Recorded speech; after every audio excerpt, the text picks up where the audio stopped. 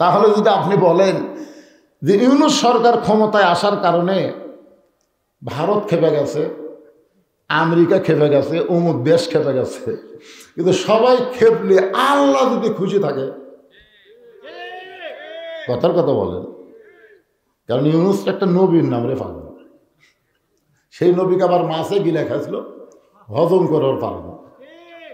আমরা বর্তমানে যে ইউনূসকে ক্ষমতার চেয়ারে বসাইছি, ওই ইউনূসকে যতই চেষ্টা করুক কেউ গিলা খাবার পারবে না, খালেও হজম করবার পারবে না, আবার উগলা ফেলা দেওয়া লাগবে। তোর কোন কথা ঠিক কিনা?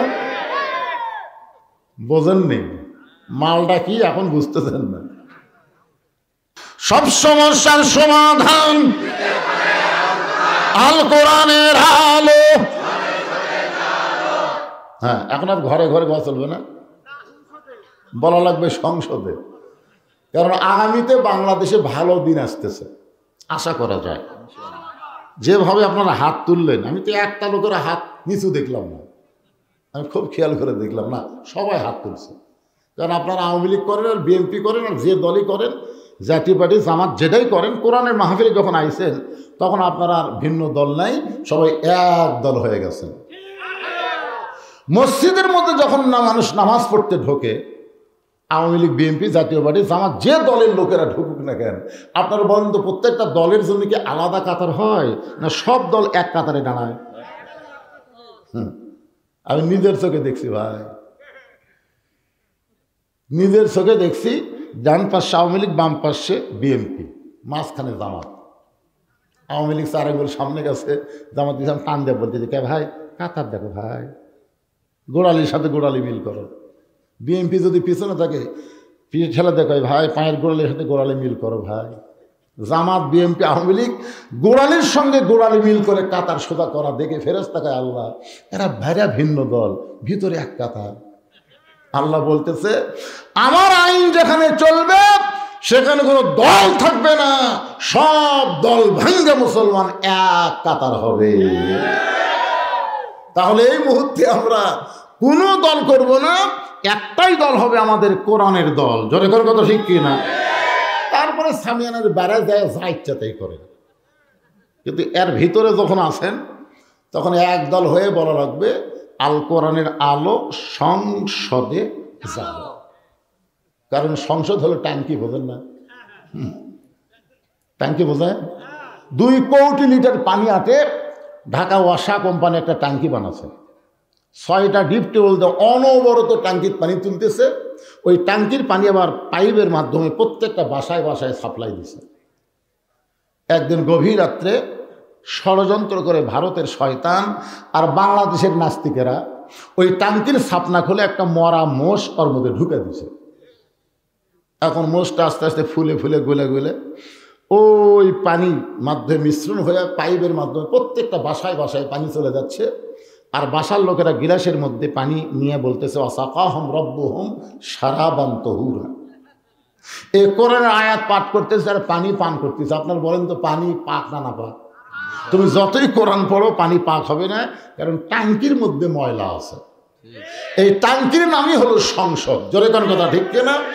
আপনি সংসদের মধ্যে শয়তানদেরকে ঢুকাবেন আর ঘরে ঘরে কোরআনের আলো জ্বালাবেন, এখানে কখনোই সম্ভব না। বরং সংসদ পরিষ্কার করতে গেলে, ট্যাঙ্কি পরিষ্কার করতে গেলে আল্লাহর কোরআন লাগবে। জোরে কোন কথা ঠিক কিনা? এই সংসদকে ট্যাঙ্কি মনে করে এবার একটা ঝাড়িয়া স্লোগান দেবেন, জনগণ বুঝুক পাবলিক কি জিনিস। আল কোরআনের আলো, কোরআন হাদিস যেখানে, দুনিয়ার মুসলমান। এক লোক বলতেছে হুজুর আমি শীতের মধ্যে যে বিড়ি খাই, আল্লাহ যদি আমার জান্নাত দেয় তাহলে কি জান্নাতে বিড়ি পাওয়া যাবে?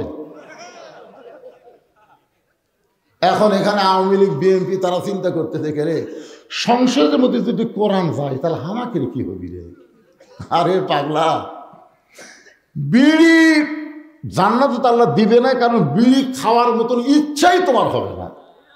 যখন কোরআন দিয়ে বাংলাদেশ চলবে তখন অন্য কোনো দল করার ইচ্ছাই তোমার হবে না। তোমার মনই বলবে কোরআনের দলে ঢোকা লাগবে। ধরে করার কথা ঠিক কি না?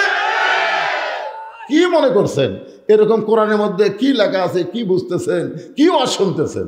কিছুই তো দেখবার পাচ্ছে না। সেই দিন আপনারা দেখতে পাবেন যেদিন কোরআন দিয়ে আমাদের বাংলাদেশ চলবে, আসলে কোরআনটা কি, এই কোরআনটা কেমন, এই কোরআন দিয়ে যখন দেশ চলবে দেশের নেতারা কেমন হবে, কর্মী কেমন হবে, আপনাদের সামনে আহসান আমালা দিয়ে আপনাদের বোঝানোর চেষ্টা করতেছি। বাংলাদেশের মতন ৯৬টা দেশের খলিফা হলেন হযরত ওমর। আমাদের বাংলাদেশের মতন ৯৬টা দেশ, কয়টা দেশ? জুমার দিনে খুতবা দিচ্ছেন। এখন আপনারা বলেন তো কোন দলের নেতারা খুতবা দিবার পারবে, কোন দলের নেতারা খুতবা শুনবে? একটু বিবেচনা করবেন। ৩ দল মসজিদের মধ্যে ঢুকছে, আওয়ামী লীগ, বিএনপি, জামাত। কিন্তু ইমামের মায়ের অসুখ হয়েছে হঠাৎ, ইমাম মাকে নিয়ে হাসপাতালে গেছে। এখন জুমার দিনে ইমাম আসে নাই, 3 দলের মুসলমান চিন্তা করতেছে আজকে খুতবা কে দিবে, হুজুর তো আসেনি। এখন জামাত ইসলাম এসে আওয়ামী লীগের নেতা বলতে যে ভাই তোমার দল যখন ক্ষমতা আছে তুমি খুতবা দাও। আওয়ামী লীগ নিচের দিকে তাকা বলে ভাই ভাষণ দিবার পারি রে, কিন্তু হ্যাঁ ভাষণ দিবার পারিস, খুতবা দিবার পারিস না। তো বিএনপি বলতেছে ভাই কি করবেন ভাই, আপনি না হয় যান। না রে ভাই অত কথা বলিস কে রে, যেখানে জামাত ইসলাম আছে সেখানে হামাকের কথা লিখবে। ও বাবা,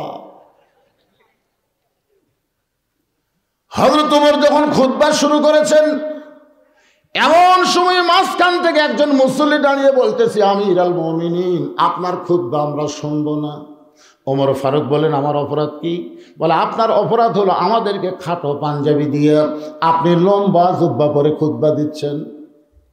আমাদেরকে খাটো পাঞ্জাবি দিয়ে আপনি লম্বা জুব্বা পরেছেন। এই লম্বা জুব্বা কেমনে পেলেন, কোথায় পেলেন, আপনার গায়ে কেমনে দিলেন, এটা যতক্ষণ পর্যন্ত না বলবেন ততক্ষণ আপনার খুতবা আমরা শুনব না। বাংলাদেশের মতন কয় দেশ? ৯৬টা দেশের খলিফা, তাকে খুতবা বন্ধ করে দিয়েছে খালি জুব্বা লম্বা হওয়ার কারণে।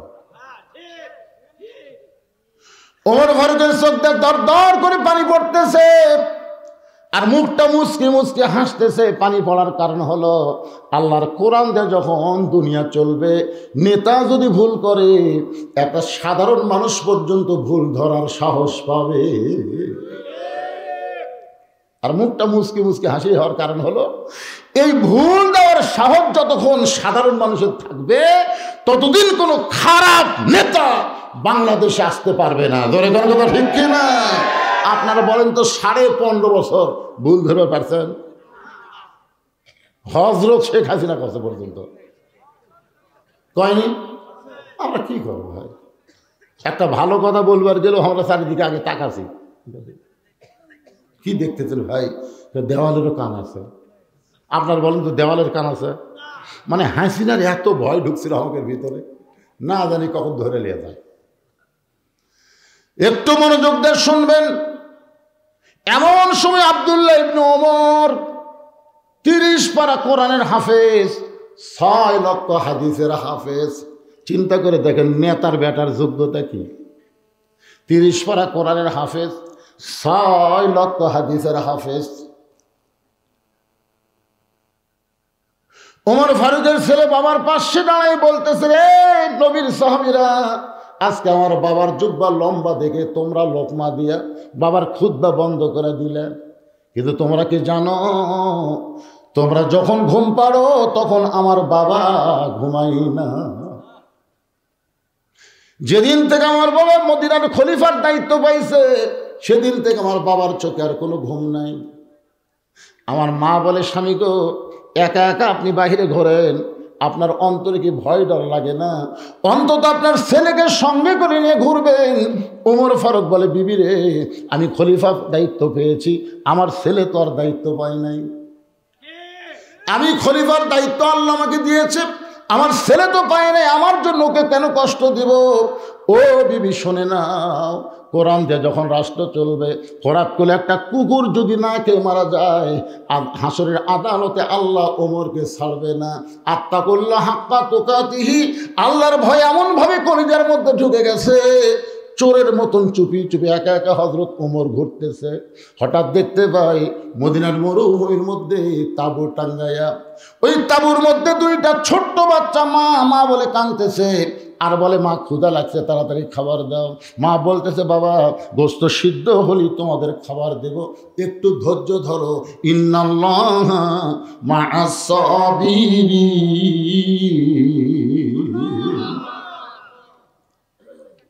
কিন্তু মা যখন বারবার বলতেছে একটু ধৈর্য ধরো, গোস্ত সিদ্ধ হলেই তোমাদের খাবার দিব, কিন্তু হযরত ওমর ফারুক চিন্তায় পড়ে গেলেন, একটা দুম্বার গোস্ত হলে বড় জোর 8 ঘন্টা লাগবে, উটের গোস্ত হলে বড় জোর 1 ঘন্টা লাগবে। এত গভীর রাত হয়ে গেল, এখন পর্যন্ত গোস্ত সিদ্ধ হয় না, এটা কিসের গোস্ত, লোকমা দিয়ে আমাকে জানতে হবে। ওমর ফারুক তাঁবুর কাছে গিয়ে বললেন, মা তোমার দুইটা বাচ্চা ক্ষুধার জ্বালায় কান্দে, তোমার মনে কি দয়া হয় না? এখন পর্যন্ত তোমার গোস্ত সিদ্ধ হয় না, তুমি এমন কি গোস্ত সিদ্ধ করতেছ? মেয়েটা বলে, পথিক আমার বাড়ি হলো ইয়ামিন দেশে, আমি শুনতে পাইলাম মদিনার খলিফা ওমর অত্যন্ত ভালো মানুষ, আমার 2-3 বাচ্চাকে নিয়ে বিকেলবেলা ওমরের দরবারে ঢুকতে চাইছিলাম, কিন্তু এত মানুষের ভিড়, আমি মহিলা বাচ্চা 2টাকে নিয়ে ঢুকতে পারি নাই। নিয়ত করেছি আগামীকাল সকালবেলা ওমরের দরবারে আমার 2টা এতিম বাচ্চাকে নিয়ে হাজির হব। এই সকালবেলা নিয়ত করে রাতের বেলা তাঁবু টাঙ্গাইয়া এই মরুভূমির মধ্যে আমার 2টা বাচ্চাকে বুকের মধ্যে আমি ঘুমাতে চাই, কিন্তু আমার বাচ্চা 2টার এত খিদা লাগছে, খালি বারবার খাওয়ার জন্য কাঁদতেছে। আমি এখন মা কি করব? সান্ত্বনা দেওয়ার জন্য পাতিলে পাথর দিয়া, পানি আর পাথর দিয়া নিচে আগুন জ্বালায় বলতেছে, বাবা গোস্ত সিদ্ধ হলেই তোমাদের খাবার দেব। আর বলতেছি ধৈর্য ধরো। এই ধৈর্য ধরতে ধরতে আমার 2টা বাচ্চা হয়তো ঘুমায় যাবে, কিন্তু এত খিদা বেশি, আমার 2টা বাচ্চা ঘুমাবার পারতেছে না। আমার মনে হয় আগামীকাল সকাল পর্যন্ত আমার 2টা বাচ্চার ক্ষুধার জ্বালায় বাঁচবে না। সঙ্গে সঙ্গে হযরত ওমর বললেন, মা একটু ধৈর্য ধরো, একটু ধৈর্য ধরো, আসল জায়গায় বিচার দিও না মা, একটু ধৈর্য ধরো, আসল জায়গায় বিচার দিও না। আপনার বলেন তো আসল জায়গা কোনটা? শেখ হাসিনা এত নির্যাতন করেছে, 13 বছর অন্যায়ভাবে কোরআনের পাখিকে হাসপাতালে বন্দি করে রাখছে। বাংলার সমস্ত জনগণ বিশ্বাস করে আল্লামা সাঈদীর কোনো অপরাধ নাই, বিনা অপরাধে 13 বছর জেলখানায় বন্দি করে রেখে আক্রোশীর তৃষ্ণা মিটল না, জেলখানা থেকে বের করে তাকে হাসপাতালে নিয়ে গিয়ে পরিকল্পিতভাবে হত্যা করা হলো, এমনকি তার জানাজায় পর্যন্ত বাধা দেওয়া হলো। তখন মানুষ দেখলো বাংলাদেশের জজ কোর্ট, হাইকোর্ট, সুপ্রিম কোর্ট এইগুলোকে বিচার দিয়ে কোনো লাভ নাই, এগুলো সব হাসিনা দখল করছে। বাংলার জনগণ চোখের পানি নিয়ে গায়েবে জানা যায়, গায়েবানা জানা যায় আল্লাহর কাছে বিচার দিল, আল্লাহর কাছে। যার এই কোর্ট কাছারি বিচার দেওয়া কাম হবি না, আসল জাগাত। ওই হুজুরি বলেছিলেন একদিন গাছের গোড়ায় এমনভাবে নাড়া দিবে, দিল্লির মামু বাড়ি গিয়ে পড়বে, ইন্দুরের গর্ত খুঁজেও পাবে না বাংলার জমিনে। জনগণ কথা ঠিক না? আসল জায়গায় বিচার। ওমর ফারুক বললেন না, একটু ধৈর্য ধরে এক দৌড়ে গেলেন। বাংলাদেশের মতন 96টা দেশের খলিফা এক দৌড়ে বাইতুল মালের দরজায়, আসলাম দরজা খুলে দাও। আসলাম দরজা খুলে বলে, আমির আল মুমিনিন। এমন করে কানতে কানতে আপনি দৌড়াইছেন। ওমর ফারুক, আসলাম রে একটা খাবার বস্তা আমার মাথায় উঠে দে। আসলাম বলতেছে, আমির আল মুমিনিন বস্তা কোথায় নিয়ে যাওয়া লাগবে হুকুম দেন, আমি মাথায় করে বস্তা নিয়ে যাবার চাই। ওমর কান্দে বলে, আসলাম একজনের পাপের বোঝা একজন মাথায় নিলে হবে না, দে আমার বস্তা উঠায় দে। বিশাল একটা খাবার বস্তা যখন ওমরের মাথায় উঠে দেয়, ওমর ফারুক জোরে জোরে যখন বস্তা নিয়ে দৌড়ায়, পিছন থেকে আসলাম বলে, আসলাম বলতেছে আমিরুল মুমিনিন, এমনভাবে আপনি দৌড় দিলে পড়ে যাবেন, আপনার কষ্ট হবে। ওমর বলে আসলাম, সময় মতো যদি যাবার না পারি, এই ওমরকে আল্লাহ জাহান্নামের আগুনে পড়ে সারখার করে দিবে। এক দৌড়ে তাবুর কাছে গিয়ে বললেন, মা তাড়াতাড়ি রুটি তৈরি করো, হালুয়া তৈরি করো। মহিলা রুটি আর হালুয়া তৈরি করে ওমরের হাতে যখন দেয়, ওমর দুইটা বাচ্চাকে উরাতের উপরে নিয়ে রুটি ছিঁড়ে হালুয়া দিয়ে যখন মুখে তুলে দেয়, বাচ্চা দুইটা তাকায় ফ্যাল ফ্যাল করে দেখে ওমরের চোখ দর দর করে পানি পড়তেছে। চোখের পানি মুছে দিয়ে বলে, কে গো এই গভীর রাত্রে বাবার দরদ নিয়ে আমাদেরকে এমনভাবে রুটি হালুয়া খাও? তুমি কে গো? তোমার কি পরিচয়? তোমার মতন ভালো মানুষ এই দুনিয়াতে আর কেউ নাই। ওমর কান্দের বলে, আল্লাহ এই অধমকে জাহান্নামের আগুন থেকে তুমি বাঁচিয়ে দাও। তাবুর ভিতর থেকে মা চিল্লায় বলে, পথিক, ভালো মানুষের গল্প শুনেছি, কিন্তু মানুষ এমন ভালো হয় কোনোদিন কল্পনা করি নাই। পথিক রে, আল্লাহ ওমরকে মদিনার খলিফা না বানায়া তোমাকে যদি মদিনার খলিফা বানাইতো, তাহলে মদিনা যেন আল্লাহর জান্নাত হয়ে যেত। আব্দুল্লাহ বলতেছে, সাহাবীরা তোমরা শুধু রাতের বেলা ঘুম পাড়ো, আর আমার বাবা একা একা ঘুম লাগে। তোমরা জানো এই জুব্বা লম্বা হওয়ার কারণ? সবাই যখন ঘুমাইছিল তখন আমার বাবা চোরের মতন চুপি চুপি আমার দরজায় গিয়ে ডাক দিল, আব্দুল্লাহ, আব্দুল্লাহ রে। আমি দরজা খুলে দেখি বাবার হাতে একটা পাঞ্জাবি। আমি খুশি হয়ে বললাম, বাবা বাইতুল মাল থেকে আমার একটা পাঞ্জাবি দিল, আপনি গভীর রাত্রে আর একটা দিবে রাইছেন। নেতার বেটার ভাগ্য ভালো, ডবল পাই। কি ভাই কথা কর না কেন? আমাদের বাংলাদেশের নেতাকে বেটার মোশন দেখছেন? হায় হায় রে, সামান্য একটা ওয়ার্ড লেভেলের নেতা, আগে চলাচ্ছিল অটো ভ্যান, এখন চলে R15। এত মোশান। আর বাংলাদেশের মতন 96টা দেশের খলিফা। সন্তান বলতেছে বাইতুল মাল থেকে আমার একটা দিছে আর একটা দিবে রাইছেন। সঙ্গে সঙ্গে ওমর ফারুক আল্লাহর কোরআন থেকে তেলাওয়াত করলেন, ইন্নাল্লাহা ইয়ামুরুকুম আন তুআদ্দুল আমানাতি ইলা আহলিহা ওয়া ইযা হাকামতুম বাইনান নাস আন তাহকুমু বিল আদল। আল্লাহু আকবার। আব্দুল্লাহ, তুমি কেমনে মনে করলে একটা পাঞ্জাবি পাথর একটা দিবারাইছি এইটা আমার ভাগে পড়েছে? বাবা আমি গাড়িতে দেখলাম এত ছোট পাঞ্জাবি পরে আমি আগামীকাল খুতবা কেমনে দেব? তোমার কাছে আইছি, তোমার কাপড়টুকু একটু আমাকে দান করে দাও। আমি আব্দুল্লাহ আমার কাপড় বাবাকে দান করার পর বাবা যখন দুইটা কাপড় নিয়ে যায়, আমি পিছনে পিছনে রওনা দিলাম।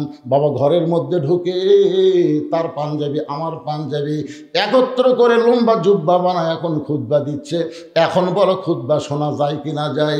সমস্ত সাহাবীরা চিল্লায় বলে, আল্লাহর কোরআন দিয়ে যখন রাষ্ট্র চলবে, এমন ভালো মানুষকে মুসলমান নেতা হিসাবে পেয়ে যাবে। তাহলে এই কোরআন দিয়ে বাংলাদেশ চলুক, এটাকে আপনারা চান? তাহলে নেতা ভালো পাবেন। এখন নেতা যদি ভালো পান, কর্মী কেমন হবে? কর্মী কেমন ভালো হবে? এটা আজকে পুরুষ কর্মীদের আমি ওয়াজ করবো না, আমি একটা নারী কর্মীর জীবনে তুলে ধরবো। কারণ অনেক মা এসেছে, তাদের বসার জায়গা হচ্ছে না।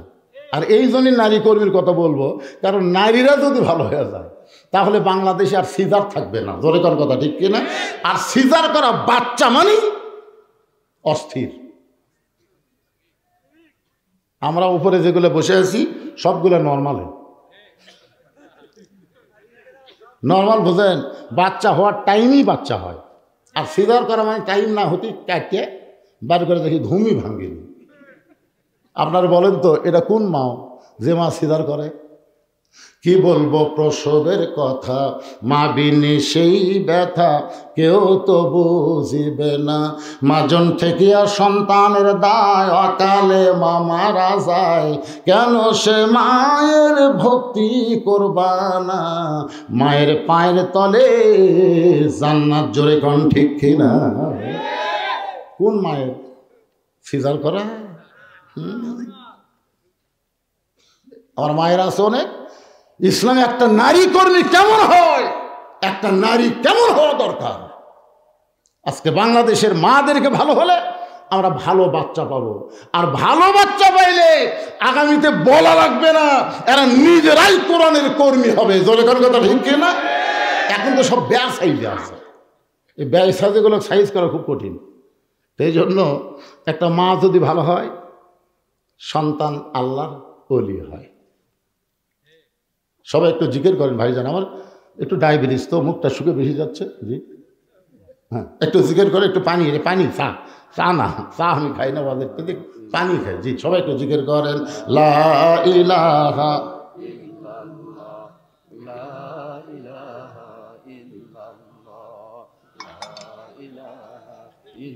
মহব্বত। আল্লাহর জিকির করতে কি রে,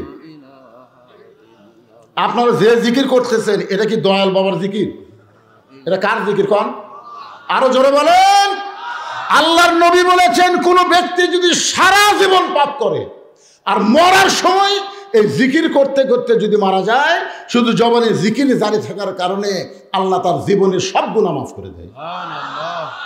এই জিকিরকে বলা হয় আফজালুজ জিকির, লা ইলাহা ইল্লাল্লাহ। এই জন্য এই জিকির আমার মৃত্যুর সময় জবানে জারি থাকে, আমরা চাই না? চাই কি চাই না? এই জন্য সকলে জিকির করেন, লা ইলাহা ইল্লাল্লাহ, লা ইলাহা ইল্লাল্লাহু মুহাম্মাদুর রাসূলুল্লাহ। সকলে বলি সাল্লাল্লাহু আলাইহি ওয়াসাল্লাম। হযরত ওমর বাংলাদেশের মতন ৯৬টা দেশের খলিফা, নেতা ভালো হলেন, কিন্তু কর্মী কেমন নিজের চোখে দেখার জন্যে চোরের মতন চুপি চুপি একা একাই দিনের বেলা ঘুরতেছেন। হঠাৎ হযরত ওমর দেখতে পায় দুই পাহাড়ের মাঝখানে গিরিপথ, দুই পাহাড়ের মাঝখানে যে রাস্তা, সেই রাস্তাকে বলা হয় গিরিপথ। ওই গিরিপথের ভিতর দিয়ে একটা সুন্দরী মেয়ে ধীর গতিতে হেঁটে হেঁটে চলতেছে। মেয়েটার সামনেও কোনো মানুষ নাই, পিছনেও কোনো মানুষ নাই। ওমর ফারুক মেয়েটার দিকে তাকিয়ে বললেন, আলহামদুলিল্লাহ। ওমর ফারুক যদি আলহামদুলিল্লাহ বলে, আমাকে বলতে সমস্যা আছে? এখন আপনারা চিন্তা করতেছেন, হুজুর একটা মেয়েটার দিকে তাকায়া আলহামদুলিল্লাহ কেমনি বলা যায়? আপনি কি মনে করছেন এটা পরিমণি? এটাকে রাশমিকা মান্দা না? না, কোরআনের আইন যেদিন বাংলাদেশে চালু হবে, সেদিন মেয়েটা কালো হোক খাটো হোক, আল্লাহর আইন পর্দা যদি মেনে চলে, ওই মেয়েটাকেই কোরআন বলে সুন্দরী মেয়ে। তাহলে সুন্দরী মেয়ে কারা? পর্দানিশী নারী যারা। আমি যেই বলো পর্দানিশী নারী যারা, আপনার বলবেন বিশ্ব সুন্দরী তারা, বলতে পারবেন না? পর্দানিশী নারী যারা আর বেপর্দা নারী যারা, শিলা কলা তারা। আজকাল নতুন স্লোগান দেন, শিলা কলা। একই গাছের কলা, এক গামলায় শোঁচাওয়ালা আর এক গামলায় শিলা, একই গাছের। এখন কলাওয়ালা বসে আছে, খরিদ্দার যায় খালি শোঁচাওয়ালাটা বলতে, ভাই কত করে কেজি রে, কত করে হালি? তো বলে ভাই একই গাছেরই, একই গাছেরই ভাই। তো না, আমি শিলা কলা লই না। তো তুমি কি কলা শিলা খাও না? শিলাই খাই তো, আগে থেকে শিলা আছে, খালি লিভার খাবার। তুমি আমার পাগলা ভাবছা? আমি খাওয়ার আগেও খাসো। কলালা কান ধরে বলতেছে আল্লাহর শপথ কেউ খায়নি। আরে পাগলা, তোর খালি চোখ দিয়ে দেখবার ভাবি, কলার উপর ধুলা পড়ছে, মাছি পড়ছে, মশা পড়ছে, কলাতে ব্যাকটেরিয়ার জন্ম হয়েছে, ওই শিলা কলার খাওয়ার উপযুক্ত নাই। বেপর্দা নারী যারা বাংলার জমিনে শিলা কলা তারা, জোরে বলেন কথা ঠিক কিনা? আর পর্দানিশী নারী যারা বিশ্ব সুন্দরী তারা। ওমর ফারুক যে মেয়েটার দিকে লক্ষ্য করে দেখলেন, সে মেয়েটা হলো আপাত মস্তক আল্লাহর আইন পর্দা। ওমর ফারুক মেয়েটার নিকটে গিয়ে বললেন, মা, এই নির্জন পথে তুমি একা একা চলতেছ, তোমার সামনেও কোনো মানুষ নাই, পিছনেও কোনো মানুষ নাই, তোমার অন্তরে কি কোনো ভয় ডর লাগে না? মেয়েটা বলে, পথিক তুমি হযরত ওমরকে চেনো? মেয়েটা হযরত ওমরকে বলতেছে, পথিক তুমি কি হযরত ওমরকে চেনো? যদি হযরত ওমরকে চিনতে তাহলে এরকম বেয়াসাইদা প্রশ্ন করতে না। ওমর ফারুক বললেন, মা কি বেয়াসাইদা প্রশ্ন? বলে, বেয়াসাইদা প্রশ্ন হলো, আল্লাহর কোরআন দিয়ে যখন রাষ্ট্র চলবে, পৃথিবীর এক প্রান্ত থেকে আর একটা প্রান্তে একটা মহিলা যাবে, তার কলিজার মধ্যে আল্লাহ ছাড়া অন্য কারো ভয় থাকবে না। আজকে 2000 টাকার জুতা আপনি যদি চাপাপুর কেন্দ্রীয় মসজিদে নামাজ পড়বার জোহরের, আপনি সত্যি করে বলেন তো, জুতা কি দরজা থবেন না হাতত নেবেন? আচ্ছা, জুতা যখন হাতত নিচ্ছেন, আপনি অন্তর থেকে বলেন তো, হাতত নেওয়ার সময় আপনি কার ভয়ে হাতত নিচ্ছেন? কথাটা জোরে বলেন ভাই, কার ভয়ে? আচ্ছা, মসজিদে ঢুকতেছেন কার ভয়ে? তাহলে আগে কার ভয় করছেন, তারপরে কার ভয়? সারা জীবন নামাজ পড়লে কবুল হবে না। সারা জীবন যদি আপনি নামাজ পড়েন, আগে সুরের ভয় তারপরে আল্লাহর ভয়, এই নামাজ কোনোদিন কবুল হবে না। নামাজ কবুল করতে গেলে সুরের যে বিধান কোরআনে আছে, এইটার পক্ষে আন্দোলন করা লাগবে। জোরে কর কথা ঠিক। হায় হায় রে, চোরের ভয় বাড়ি জাফানি তালা লাগাচ্ছে। আমাকে এলাকার চোরের ভয় ডিউটি শুরু হয়ে গেছে। আমি বললাম, কে রে ভাই এত ডিউটি কে? হুজুর, এই যে আওয়ামী লীগেরা নেতাগুলা সব পলাছে, চামচাগুলো কি করে খাবি? এখন এরাই অকাম করতেছে, এই জন্য আমরা পহরা দিচ্ছি। বাড়ি ঘর ছাড়া, বউ চল ছাড়া, এখন রাস্তায় সব পহরা দিচ্ছে। এই জায়গাগুলো আপনার পুরো করেন, ছোটো ছোটো বাচ্চাকে গ্যারান্টি নাই তো। যা তুই যা, এই ওরা বসে থাকে তাকে ঘুম ধরছ না, থাক ঘুম পাড়ুক, ছোট মানুষ তো, এর কেউ শোনার কি দরকার? মেয়েটা কি বলতেছে, আল্লাহর কোরআন দিয়ে যখন রাষ্ট্র চলবে, তুমি কি হযরত ওমরকে চেনো? চেনো? ওমর আল্লাহর কোরআন দিয়ে এখন রাষ্ট্র চালায়। পৃথিবীর এক প্রান্ত থেকে আর এক প্রান্তে একটা মহিলা যাবে, ওই মহিলার করে যায় আল্লাহ ছাড়া অন্য কারো ভয় থাকবে। তাহলে যারা পারেন তারা আমার সঙ্গে পড়বেন, আর যারা না পারেন তারা চুপ করে শুনবেন। সেদিন ষোড়শী নির্জন পথে যাবে, কোনো জন কটু কথা কবে না। পথে আর প্রান্তরে সম্পদের মোহে পড়ে খুন আর রাহাজানি হবে না। রাস্তার মধ্যে গাছ ফেলে দিত স্যার। আমার সঙ্গে যাইছে হাফিজ মামুনুর রশিদ, সেদিন ওদের দাম করি ওয়াজ করে আসার সময় থাকে চাপাপুরের এই পা গাছ ফেলাতে থাকে না। কি রাস্তা তেল তেলে হয়তো কাম হলো না, আগে ভাঙ্গায় ভালো হয়েছিল। ভাঙ্গা রাস্তার চোর নেই, আর তেল তেলার চোর গাছ ফেলায়। সেদিন ষোড়শী নির্জন পথে যাবে, কোনো জন কটু কথা কবে না। পথে আর প্রান্তরে সম্পদের মোহে পড়ে খুন আর রাহাজানি হবে না। সবাই বলেন, যদি মেনে চলি কোরআন। জোরে বলেন, যদি মেনে চলি কোরআন আর রাসূলের বিধান, সকলেই শান্তিতে থাকবে। বাংলার আকাশে কলেমার পতাকা যেদিন দুলবে। ওমর ফারুক বললেন, মা আমি বুঝতে পারলাম, কিন্তু তুমি যে ধীর গতিতে চলতেছো, তোমার চলার সাইজ দেখে মনে হয় তোমার ভিতরে কিছু দুঃখ কাম করতেছে। মেয়েটা বলে, পথিক আসলে আমি একজন দুঃখী নারী, আসলে আমি একজন দুঃখী নারী। আজকে 6 দিন হলে হযরত ওমরকে আমি খুঁজে বেড়াই। যদি হযরত ওমরকে খুঁজে পাই, তখন আমার দুঃখের কথা একটু তাকে বলবার চাই। ওমর ফারুক মুচকি হাসিয়ে বললেন, মা তুমি কি পাগলি নাকি? ওমরকে যদি পাওয়ার চাও তাহলে বঙ্গভবনে যাও, ওমরকে যদি পাওয়ার চাও গণভবনে যাও, ওমরকে পাওয়ার চাইলে সংসদ ভবনে যাও।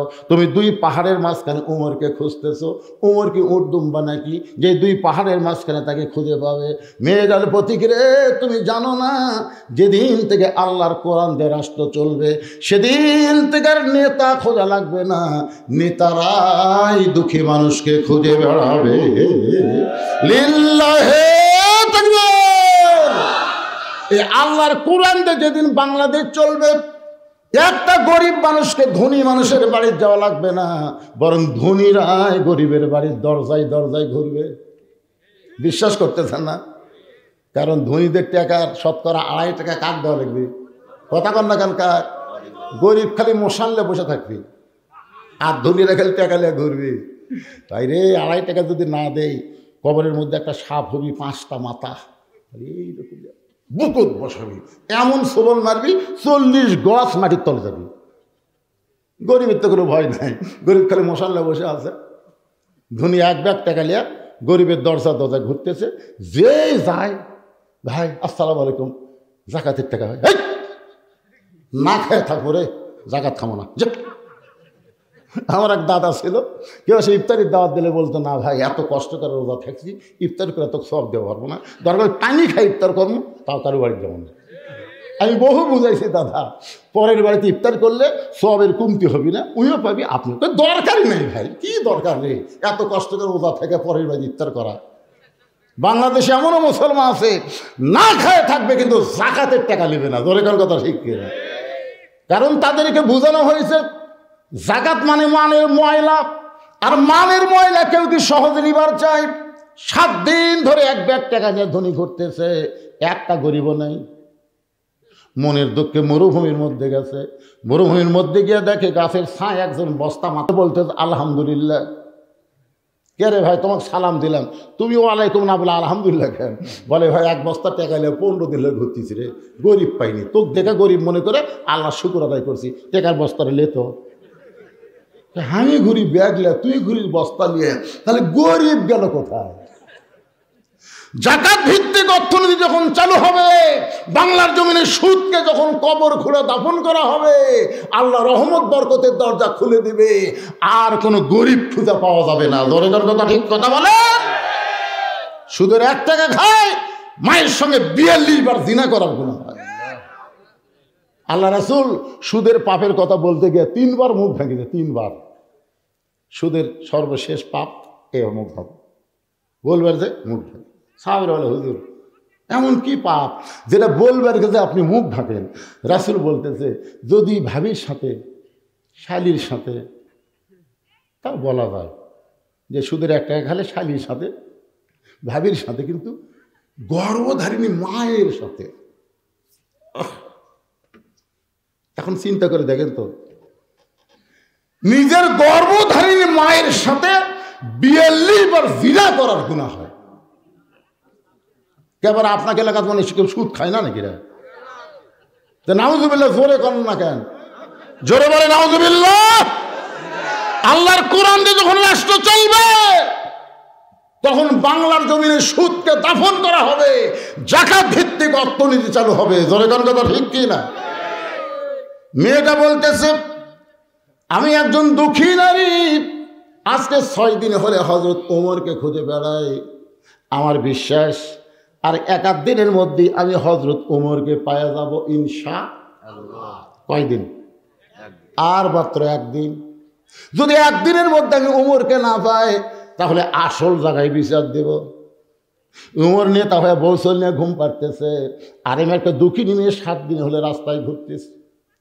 সঙ্গে সঙ্গে ওমর ফারুক হাঁটু গেড়ে বসে বললেন, মা তুমি যে ওমরকে খুঁজতেছো, আমি হইলাম সেই ওমর। মেয়েটা বলতেছি, আমিরুল মুমিনিন, তাহলে একা একা ঘুরতেছে কেন? আপনার চামচে নাই?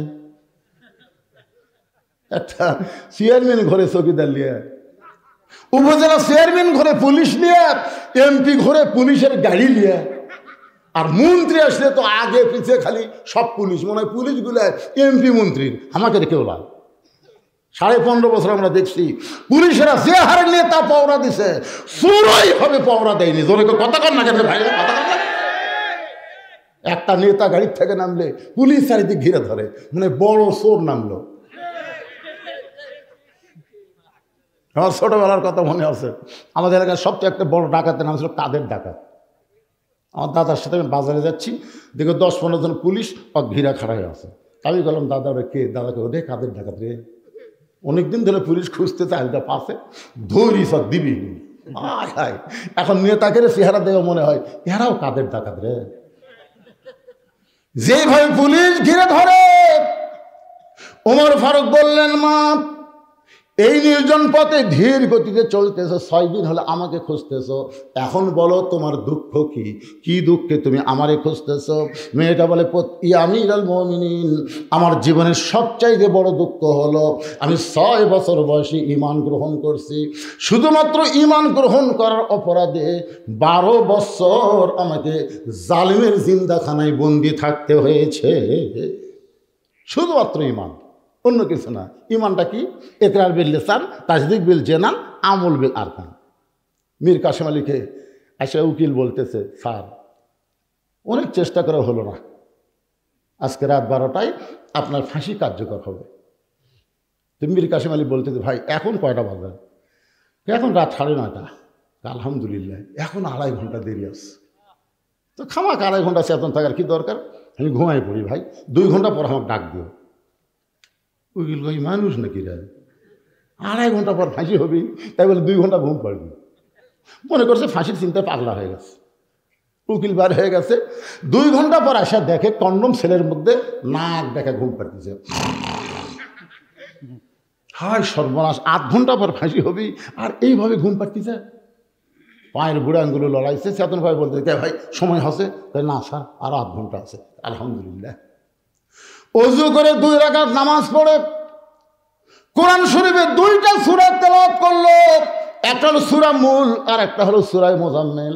তেলাওয়াত করার পরে বলতেছে, ভাইজান আমার তো ভালো কাপড় চোপড় জেলের মধ্যে নাই, এখানে যে কয়টা পাঞ্জাবি আছে তার মধ্যে কোনটা তোমার ভালো লাগে একটু বাছাই করে দাও।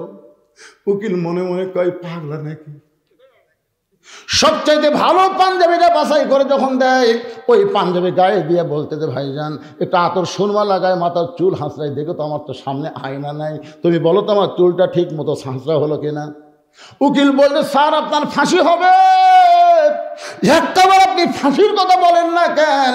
মীর কাসেম আলী মুসকে মুসকে হাসার বলে, ঘুমের মধ্যেই আল্লাহ পাক আমাকে ফয়সালা করে দিয়েছে, ফাঁসির মাধ্যমে 8টা জান্নাত আমাকে বরণ করে নিবে। এই মীর কাসেম আলীর আপনারা চিনেন? এই মীর কাসেম আলী হলো বাংলাদেশ ইবনে সিনার প্রতিষ্ঠাতা, ইসলামী ব্যাংকের প্রতিষ্ঠাতা মীর কাসেম আলী জামাতের একজন নেতা ছিলেন। বাজান, তারা রাষ্ট্রপতির কাছে বাঁচার দরখাস্ত কোনোদিন করে নাই, কারণ তারা জানে অন্যায়ভাবে যদি ফাঁসি দেওয়া হয় সে কোনোদিন মরবে না। আল্লাহ কোরআনে বলেছেন, ওয়ালা তাকুলু। এই কয়েকটা ছাত্র সামনের পরিবেশ নষ্ট করে দিল। এই কয়টা ছাত্র,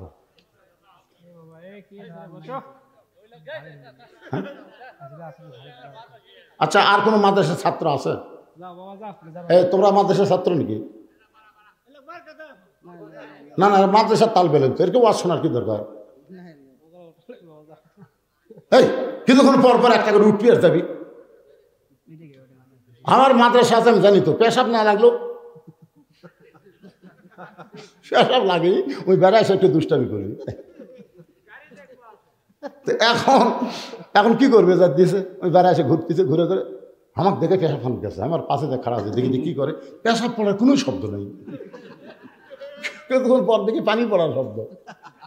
রে এই তোর তো পেশাব লাগেনি, তুই উঠে আসলো।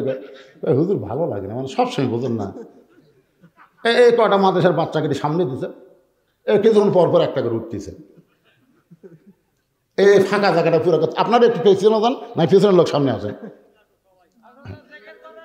এই না না, ফাঁকা জায়গাটা পুরো করেন, সামনে ফাঁকা তুই কেমন দেখা যায়, ফাঁকের মধ্যে শয়তান বসবি যায়, এই জন্য এই ফাঁকাটা, হ্যাঁ ফাঁকাটা পূর্ণ করে। আর কোনো মাদ্রাসার ছাত্র আছে দেখেন তো, আর কেউ আছে নাকি?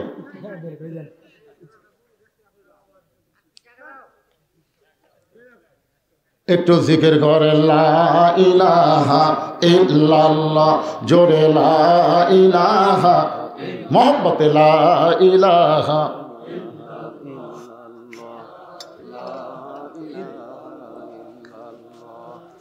লা ইলাহা ইল্লাল্লাহু মুহাম্মাদুর রাসূলুল্লাহ সাল্লাল্লাহু আলাইহি সাল্লাম। মেয়েটা বলতে 6 বছর বয়সে ঈমান গ্রহণ করেছি, শুধু ঈমান গ্রহণ করা অপরাধে 12 বছর আমাকে জেলখানায় বন্দি জীবন কাটাতে হয়েছে। সকালবেলা 3টা করে চাবুক মারছে, বিকালবেলা 3টা করে চাবুক মারছে। আমার দেহের এমন কোনো জায়গা নাই যে জায়গায় চাবুকের আঘাত লাগে নাই। ইয়া আমিরুল মুমিনিন, আমি যেই জালিমের জেলখানায় বন্দি ছিলাম ওই দেশের নাম হলো রোম দেশ। ওই দেশের নাম কি? কিন্তু আপনি যখন রোম পারস্য দখল করলেন, আমি জেলখানার মধ্য থেকে শুনতে পাইলাম আপনি কোরআন দিয়ে রাষ্ট্র চলাবেন বলে জেলখানার দরজা মুক্ত করে দিলেন। এখন জেলখানার দরজা মুক্ত হওয়ার পরে সবাই তার আপন ঠিকানায় চলে গেছে, কিন্তু আমি কোথায় যাব? আমার দাদা হলো খ্রিস্টান, আমার বাপ হলো খ্রিস্টান, আমি যেই দেশে জন্ম নিয়েছি তারাও হলো খ্রিস্টান। এখন খ্রিস্টানদের দেশে না গিয়া আজকে 6 দিন হলে আপনাকে খুঁজতেছি। যদি আপনাকে দেখা পাই, এই দুঃখিনী মেয়েটা আপনার কাছে একটু আশ্রয় চায়। ওমর ফারুক মুচকি মুচকি হাসলেন। মেয়েটা হেজাবের ভিতর থেকে বলতেছেন, ইয়া আমিরুল মুমিনিন, কথা না বলে আপনি কি করতেছেন? ওমর ফারুক বললেন, মা আমি তোমাকে আশ্রয় দিবার পারবো না, তবে শুনে নাও, ইসলাম তোমাকে অধিকার দিয়ে দিছে। আপনারা বলেন তো, ইসলামে নারীর অধিকার কম না বেশি? আমার মায়েদেরকে ভুল বুঝাবে ভোটের আগ দিয়ে। কোরআনের দলত দান ভোট দিও না, বাড়ির থেকে গেলে বাইরে ভোট দিবি না। কোরআনের দলত ভোট দিলে তোরা জুয়া খেলে পারবি। কোরআনের দলত দান ভোট দিস না, ফজরের সময় কিন্তু 5 হাত বেড়া তুলবি রে, ল্যাপের মধ্যে ঘুম পারবো। 5 আর কাপড় খুলে 5 টাকার বাড়ি মারে নামাজ কায়েম করবে। খবরদার, এটাকে ভোটের আগে বুঝাবি। বুঝে লাভ নাই, বুঝে লাভ নাই। জনগণ বুঝেছে মুক্তির সনদ হচ্ছে আল্লাহর কোরআন। জোরে বলেন কথা ঠিক? একটু বলেন ভাই। একবার নামাজ ধরেন, একবার শত চেষ্টা করলো আপনাকে কেউ আর নামাজ থেকে ফিরাতে পারবে না। ধরেননি থেকে আপনার কাছে কঠিন লাগতেছে। যারা নামাজ ধরেছে, ফজর আযান তাদের কাছে কত মধুর লাগে জানেন? আর সালাতু খায়রুম মিনান নাম শোনার সাথে সাথে বিসমিল্লাহ বলে কম্বল ফেলে দিয়ে লেপো কাট লাত্তি মেরে ঠান্ডা পানিতে উজু করে। তারপরে যখন জুতা ফিতা পাও দেয়, মসজিদ দিকে রওনা দেয়, ফেরেশতা বলে আল্লাহ আল্লাহ, এই শীতের মধ্যে ল্যাপ কম্বল ফেলে দিয়ে ঠান্ডা পানিতে উজু করে তোমার বান্দা মসজিদে যায়, এই বান্দার রেজাল্ট কি? আল্লাহ বলতেছে, বদরের যুদ্ধে যদি আজকে থাকতো, ওই বদরের যুদ্ধের সৈনিক হয়ে যেত। কি মনে করছেন ভাইজান?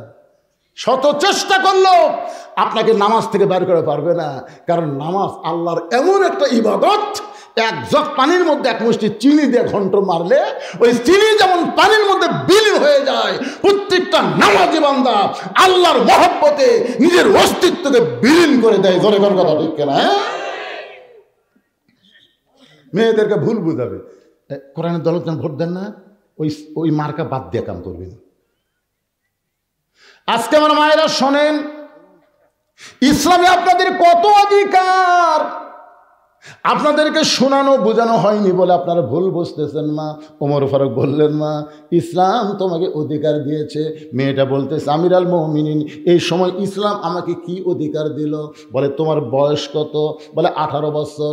6 বছর বয়স ঈমান গ্রহণ করেছে, 12 বছর জেলখানায় বন্দি ছিলাম। ওমর ফারুক বলেন, বহু অধিকারের মধ্যে 1 নম্বর অধিকার হলো ভালো একটা ছেলের সঙ্গে বিবাহ বসা। ভালো ছেলে, ধরে কান কি ছেলে? ভালো ছেলেতে বলতে আপনার কি বুঝতেছেন? ভালো ছেলে বলতে ইঞ্জিনিয়ার, ডাক্তার, আমেরিকা প্রবাসী। বাংলাদেশের লোকেরা তো ভালো ছেলে বলতে তাই বোঝে। ছেলে কি করে? ইঞ্জিনিয়ার, ডাক্তার, পরিচয় দেয়। আমার এক জামাই ডাক্তার হুজুর, এক জামাই ইঞ্জিনিয়ার, কিন্তু ওর পাশে একটা হাফিজের শ্বশুর বসে আছে, ওই কথা কয় না, ওই কথা কয় না। কে রে পাগলা, তুমি যে হাফেজের শ্বশুর হওয়ার পারছে, তুমি জানো তোমার ভবিষ্যৎ কি? তোমার ভবিষ্যৎ হলো একটা হাফেজ নিজে জান্নাতে যাবে না, 10 জনকে সুপারিশ করে জান্নাতে নিয়ে যাবে। ধরে কথা কম না। এখন তুমি ভালো ছেলে কোথায় পাইবা? কারণ তো তোমার অভিভাবক নাই, তুমি অভিভাবকহীন একজন নারী। আমি তোমাকে একটা ভালো ছেলের খবর দেই, দেখো তো ছেলেরা তোমার পছন্দ হয় কিনা। মেয়েটা বলে, আমিরুল মুমিনিন, তাহলে বলেন তো ভালো ছেলের পরিচয় কি? ওমর ফারুক বললেন, ছেলেটার নাম হলো আব্দুল্লাহ। ছেলেটার বয়স হলো 22 বছর। ছেলেটা লম্বায় হলো 6 ফুট 2 ইঞ্চি, গায়ের রং ফর্সা, চাঁদের মতন চেহারা। ছেলেটার যোগ্যতা হলো 30 পারা কোরআনের হাফেজ। ছেলেটার যোগ্যতা হলো 6 লক্ষ হাদিসের হাফেজ। আর ছেলেটার পরিচয় হলো আমার পুত্র ইবনে ওমর। কারণ তোমার মতন একটা মেয়ে, পরীক্ষিত মেয়ে, যে 12 বছর প্রতি সকাল সন্ধ্যায় তিনটা করে চাবুক খাইছে, তারপর ঈমান হারা হয়নি, এমন একটা মেয়েকে যদি আমার বেটার বউ বানাবার পারি, এটা হবে বউ মা। এইরকম বউ হবি বউ মা। আর যেমন তেমন একটা বিয়ে করালে বউ মা হবি না, বউ দজ্জাল হবি। এখন আপনার বউ মা পাচ্ছেন না বউ দজ্জাল পাচ্ছেন, একটু হিসাব করে দেখেন তো বাড়ির যে কয়টা আছে। বেটাক বিয়ে করাছেন দেখে শুনে করাতে হুজুর। তারপরে বউ আমার বেটাকলে বগুড়া থাকে, বগুড়া এখন বউলিয়া বাসা করে ছেলে আর বউ বগুড়ার থাকে, বাপ থাকে এখন আপনাদের এই কুমড়াত। বাপ মা কুমড়ার থাকে, তাত্তা কুমড়া পড়ার থাকে। এখন বাপ একদিন খুব অসুস্থ হয়ে গেছে, বগুড়া পপুলারে ডাক্তার দেখতে দেখতে, বড় ডাক্তার তো, একে রাত 9টা বাজে গেছে। এখন 9টার সময় তাত্তা কুমড়া পড়ায় কেমনে যাই এত রাত? মন বলতেছে কে তোর বেটার বাসা নাই, তোর বেটার বাসা নাই, বাসার যা। রাত 9টার সময় ছেলের বাসার দরজা দিয়ে ডাকতেছে আব্দুল্লাহ। ছেলের নাম আমার আব্দুল্লাহ। আব্দুল্লাহ রে। আব্দুল্লাহ কয় আমার সবাই স্যার করে কয়, সাহেব করে কয়, আমার নাম ধরে ডাকে মরদ কেরি। আপনারা বলেন তো, আমি যত বড়ই হুজুর হই আমার নাম ধরে ডাকার মরদকে। আব্দুল্লাহ দৌড়ে এসে দরজা খুলে দিয়েছে, বুঝতে পারছে আমার বাপ আছে। দরজা খুলে বলতেছে বাবা এত রাত্রে ঠেকাও পড়েনি, কিন্তু বিপদ। হোটেলত খাবার খাসি, কিন্তু থাকার জায়গা নেই। তোর কাছে বাড়ি, তোর বাড়ি একটু থাকতে পারছি, টাকা দিব না? আব্দুল্লাহ হাত ধরে বলতেছে আব্বা আপনি এত গরম হয়ে থাকবেন, কিন্তু গরম হবো না, বইয়ের আসনের তলে মাথাতে থাকিস, বউ যা খাই তাই। বাবের মুখ চাপে ধরছে, বইয়ের যে ভয় আছে বোঝেন না, বইয়ের ভয় করে। রেস্টরুমে বসায় বলে আব্বা একটু বসেন। বসায় বিলাই যেমন ইন্দুরের কাছে আস্তে আস্তে সুরসুর করে বইয়ের কাছে ফিস করে বলতেছে আমার বাপ আছে। শুনলি তুমি কি মনে করছো আমার কান ঠসা? তো কোনোদিন বাবা আসে না রে, আজকে বিপদে পড়ে যাচ্ছে, বাবা আসে একটু খাবার দাও। আর মা যাবে না, পিঠ শিরশির করতেছে, আমি পারতেছি না, তুমি দাও। আব্দুল্লাহ বাবার সামনে এসে দাঁড়ায় বলতেছে বাবা কই আমার বৌমা অসুস্থ, তারপরে খাওয়া লাগবে কে, থাকার জায়গা দিয়ে। কই বাবা তাই বলে কি খাবেন না? বলে খাওয়ার দরকার নাই। রাত 9টার সময় বাবা না খাইয়া ঘুমায় গেছে। রাত যখন 11টা বাজে তখন আব্দুল্লাহর শালা বইয়ের ভাই দরজায় এসে ডাকতেছে, শেফালি আপা। সঙ্গে সঙ্গে কম্বল ফেলে দে মারছিলাম। আব্দুল্লাহ তাকায় দেখে কম্বল আছে, বউ নেই। দরজা খুলেই বলতেছে ভাই এত রাত্রে কোথায় ছিলি? বলে ক্রাম বোর্ড খেলতে খেলতে রাত হয়ে গেছে, এখন একটু ঘুমাবার চাই। বোন বলতে তুই কি পাগল হয়েছিস? তুই না খাইয়া ঘুমাইলে আমি ঘুমাবার পারবো না। আয় টেবিলের কাছে আয়। ডাইনিং চেয়ারে বসে টেবিলে 5 প্রকারের তরকারি, গরম ভাত, সব গরম টরম করে ভাইয়ের সামনে দিয়ে বলতেছে খা ভাই, তুই না খাইলে কিন্তু আমার কলিজায় শান্তি নাই। আব্দুল্লাহ ঘরের ভিতর থেকে চিন্তা করে 9টার সময় আমার বাবা আইলো, তোমার মাজা বেদনা, পিঠ শিরশির করে। আর 11টার সময় তোমার ভাই বার হয়ে দেখে 5 তরকারি গরম ভাত, শালার মাথার বইয়ের হাত। কয় তরকারি? 5 তরকারি গরম ভাত, শালার মাথায় বইয়ের হাত দিয়ে আদর করে বলতেছে আর 1 টুকরা লে ভাই, আর ওটা নে। সঙ্গে সঙ্গে আব্দুল্লাহ বাবার ঘরের জানলার কাছে 0 বাল্বের আলোতে দেখে বাবার মুখটা শুকনা দেখতে পায়। ওয়াকাদা রাব্বুকা আল্লা তা'বুদু ইল্লা ইয়াহু ওয়া বিল ওয়ালিদাইনি ইহসানান। জোরে বলেন আল্লাহু আকবার। আল্লাহর ইবাদতের পর 2 নম্বর দায়িত্ব হলো বাপ মার প্রতি ইহসান কর, দয়া কর। যেই বাবা নিজে না খাই আমারে লেখাপড়া করাইলো, যেই বাবা মাটির বিছনায় থেকে আমারে খাট বানায় দিল, আজকে সেই বাবা আমার না খাইয়া ঘুম পাড়তেছে। আর আমার শালার সামনে 5 তরকারি গরম ভাত, লিয়াবলুয়াকুম আইয়ুকুম আহসানু আমালা। আব্দুল্লাহ, এখন তোর সুন্দর আমলের পরীক্ষা হবে। তোর বাপ না খায় ঘুম পাড়তেছে, আর তোর শালা 5 তরকারিতে ভাত খাচ্ছে, তুই এখন কি করবি? আব্দুল্লাহ চোখ বন্ধ করছে, কারণ চোখ না বন্ধ করলে ভালো জিনিস দেখা যায় না। চোখ বন্ধ করে দেখি উটি বলা একটা বেলান আছে। উটি বলা, শহরের বাসা তো লাঠি হয় নাই ভাই, তো উটি বলা একটা কাঠের বেলান আছে। চিন্তা করতেছে, কিছু বলা যাবে না, নারী নির্যাতনের আইন আছে। বিবেক বলতেছে, কেরে পাগলা, করা যাবে না কেন? তুই পিছন দিকে তাকে দেখ, ওই যে উঁচা হয়ে আছে, উঁচার মিডল পয়েন্টে বিসমিল্লাহ একটা বাড়ি মারবো, একটা হজের সব পাবো। 2টা মারলে 2টা হজ, কিন্তু নিচেও মারবো না, উপরেও মারবো না, একটা মিডল পয়েন্টে মারবো, কারণ এখানে মারলে কাউকে দেখাবার পারবে না।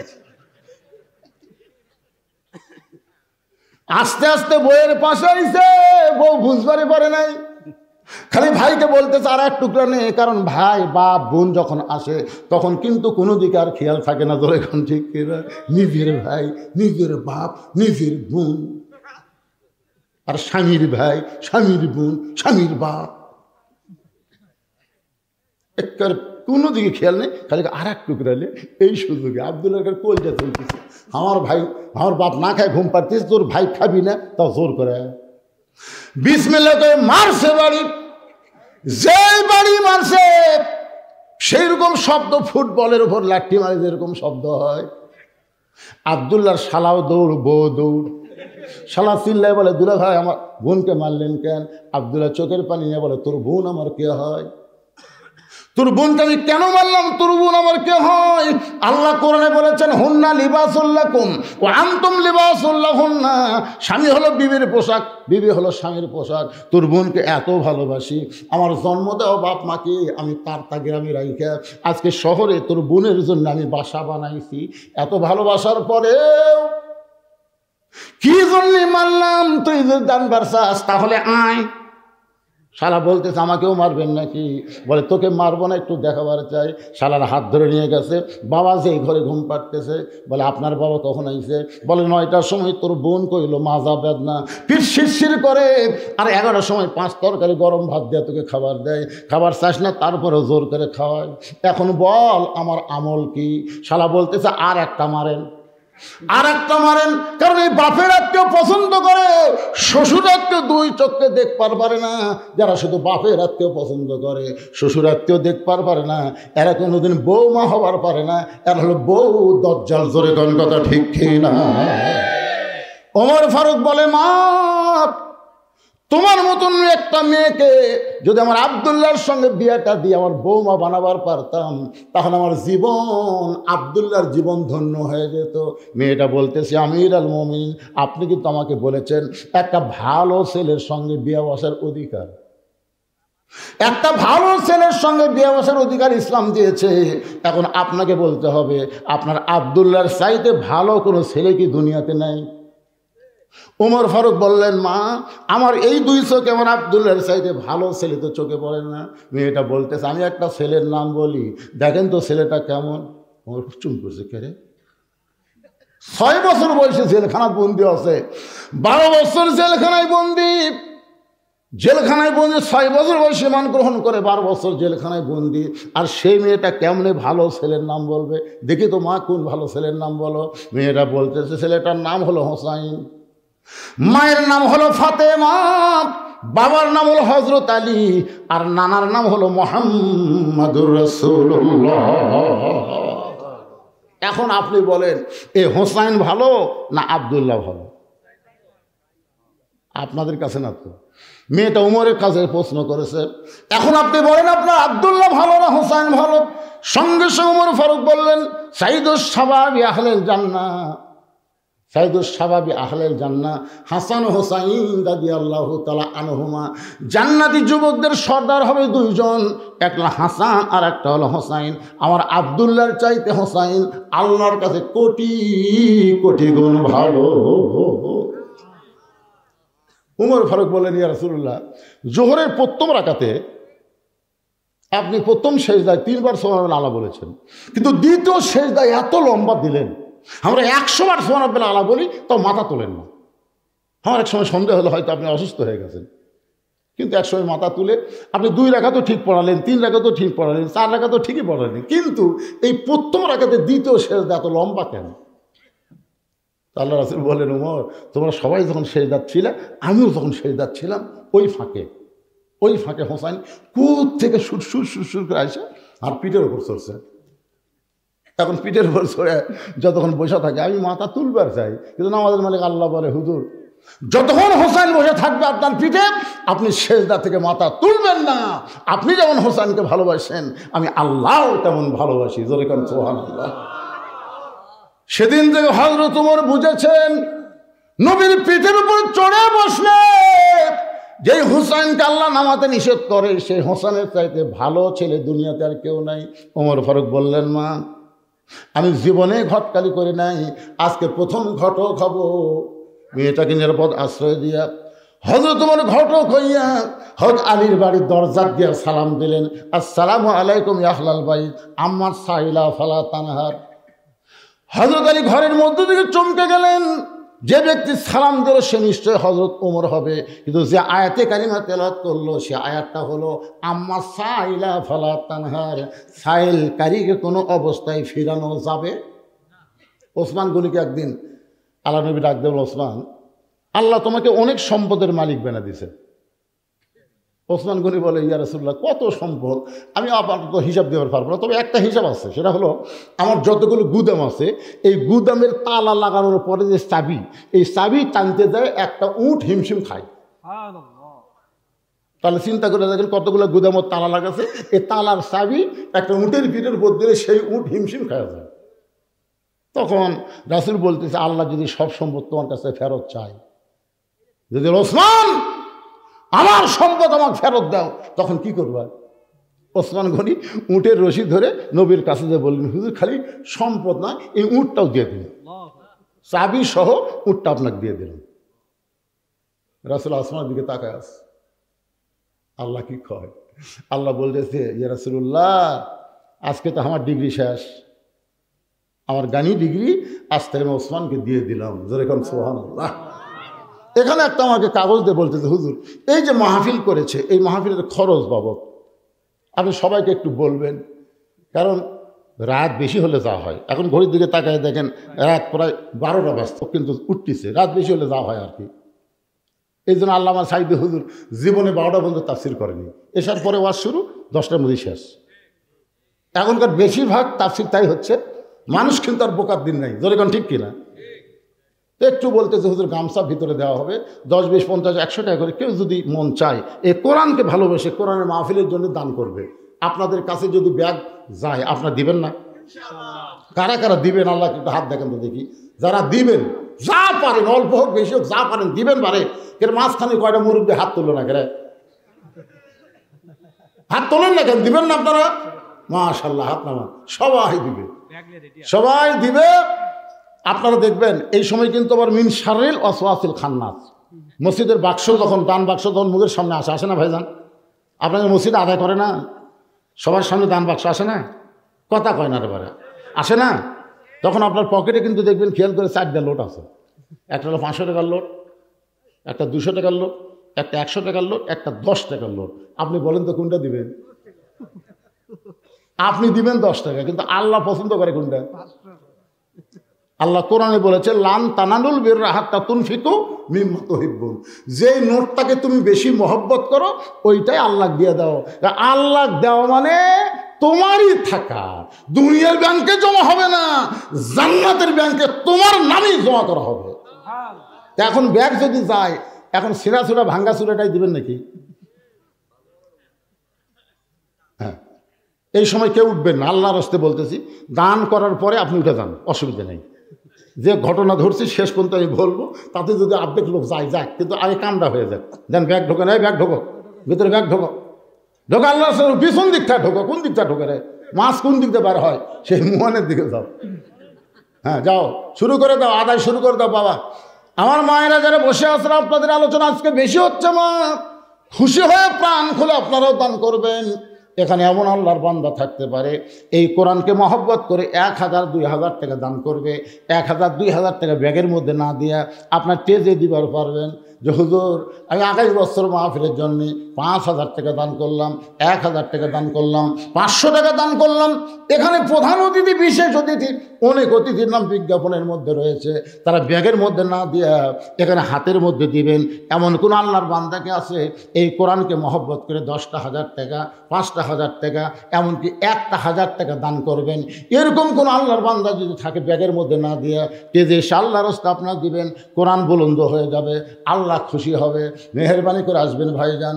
এই সামান্য 5 মিনিট সময় আদায় করার পরে বাকি সময় আবার আমি আলোচনায় ফিরে আসবো। একটু জিকির করেন আর দান করেন। লা ইলাহা ইল্লাল্লাহ, জোরে লা ইলাহা।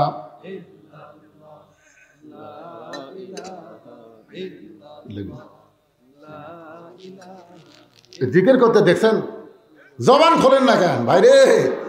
মরণের কালে বুঝিতে পারিবা, কবরে গেলে বুঝিতে পারিবা, এই কলেমার কত গুণ। লা ইলাহা ইল্লাল্লাহু বলরে মুমিনগণ, লা ইলাহা ইল্লাল্লাহ, জোরে লা ইলাহা। আমার ছোট ভাই আব্দুল মুমিন শরম পাইছে যে আমার বড় ভাই যে হারে চাইলো, কেউ তো উঠতেছে না, কি করব? পকেট থেকে 500 টাকার নোট নিয়ে এসে দান করে দিল। আল্লাহ আব্দুল মুমিনকে মুমিনের মধ্যে কবুল করে নাও। মাশাআল্লাহ। আব্দুল মুমিন দেওয়ার সঙ্গে সঙ্গে আমার আরেকজন ভাই 1,000 টাকা দান করলো। আল্লাহ দানকে কবুল করেন। দুনিয়ার টাকা পয়সা দুনিয়াতে রবে, ফকির হয়ে মানুষ কবরেতে যাবে। একজন মেয়ে কর্মীর কথা বলতেছিলাম, ইসলামে একজন নারী কর্মীর কথা বলতেছিলাম ভাইজান। কারণ একজন মেয়ে যদি ভালো হয়ে যায় সে একদিন মা হবে, আর মায়ের পেট থেকে যে সন্তান আসবে সন্তানটা এরকম লড়াফড়া করবে না, পাথরের মতন বসে আল্লাহর কোরআনের আলোচনা শুনবে। জোরে কোন কথা ঠিক কি না? এজন্য ভালো মায়ের দরকার। আমি সেই মাকে বুঝাইতে গেছিলাম, মাশাআল্লাহ, আল্লাহ তোমার একজন বান্দা 1,000 টাকা দান করেছে, আল্লাহ তার দানকে কবুল করেন, আল্লাহ নেক নিয়ত নেকাশা করেন, আল্লাহুম্মা আমিন। যারা যাচ্ছে চলে যাচ্ছে অসুবিধা নেই, যারা আছেন তারা একটু সামনে দিকে চাপা বসেন তো ভাই, বসেন। আমিও সময় জ্ঞান আমার আছে, তো একটা সময়ে আলোচনা শেষ করে দেবো ইনশাল্লাহ। আসেন, যারা যাচ্ছে চলে যাক, কারণ বাতাস দিলে চিটা পাতান ধানের মতোই ঢক আর থাকতে পারে। আপনারা কোন তো যখন ধান বের হয়েছে তখন পাতানের সাইজ, পাতান করেন না কি কোন আপনারা? পাতান চিটা কন, চিটা আর ধান দুটো ধপ এক লয়। যখন আটিত করে বান্ধে নিয়ে আসে তখনও চিটা কয়, ধান রে আমি তোর সাথে আছি। ধান কয়, না রে একসাথে থাকার কথা লয়। পরে যখন আটির ধান মারে তখনও চিটা ধানের সাথেই থাকে। কিন্তু এক সময় ধানরা দেখে এই ধানের মধ্যে চিটাকে আর রাখা যাবে না, তখন একটা বড় ফ্যান দিয়ে বাতাস দেয়।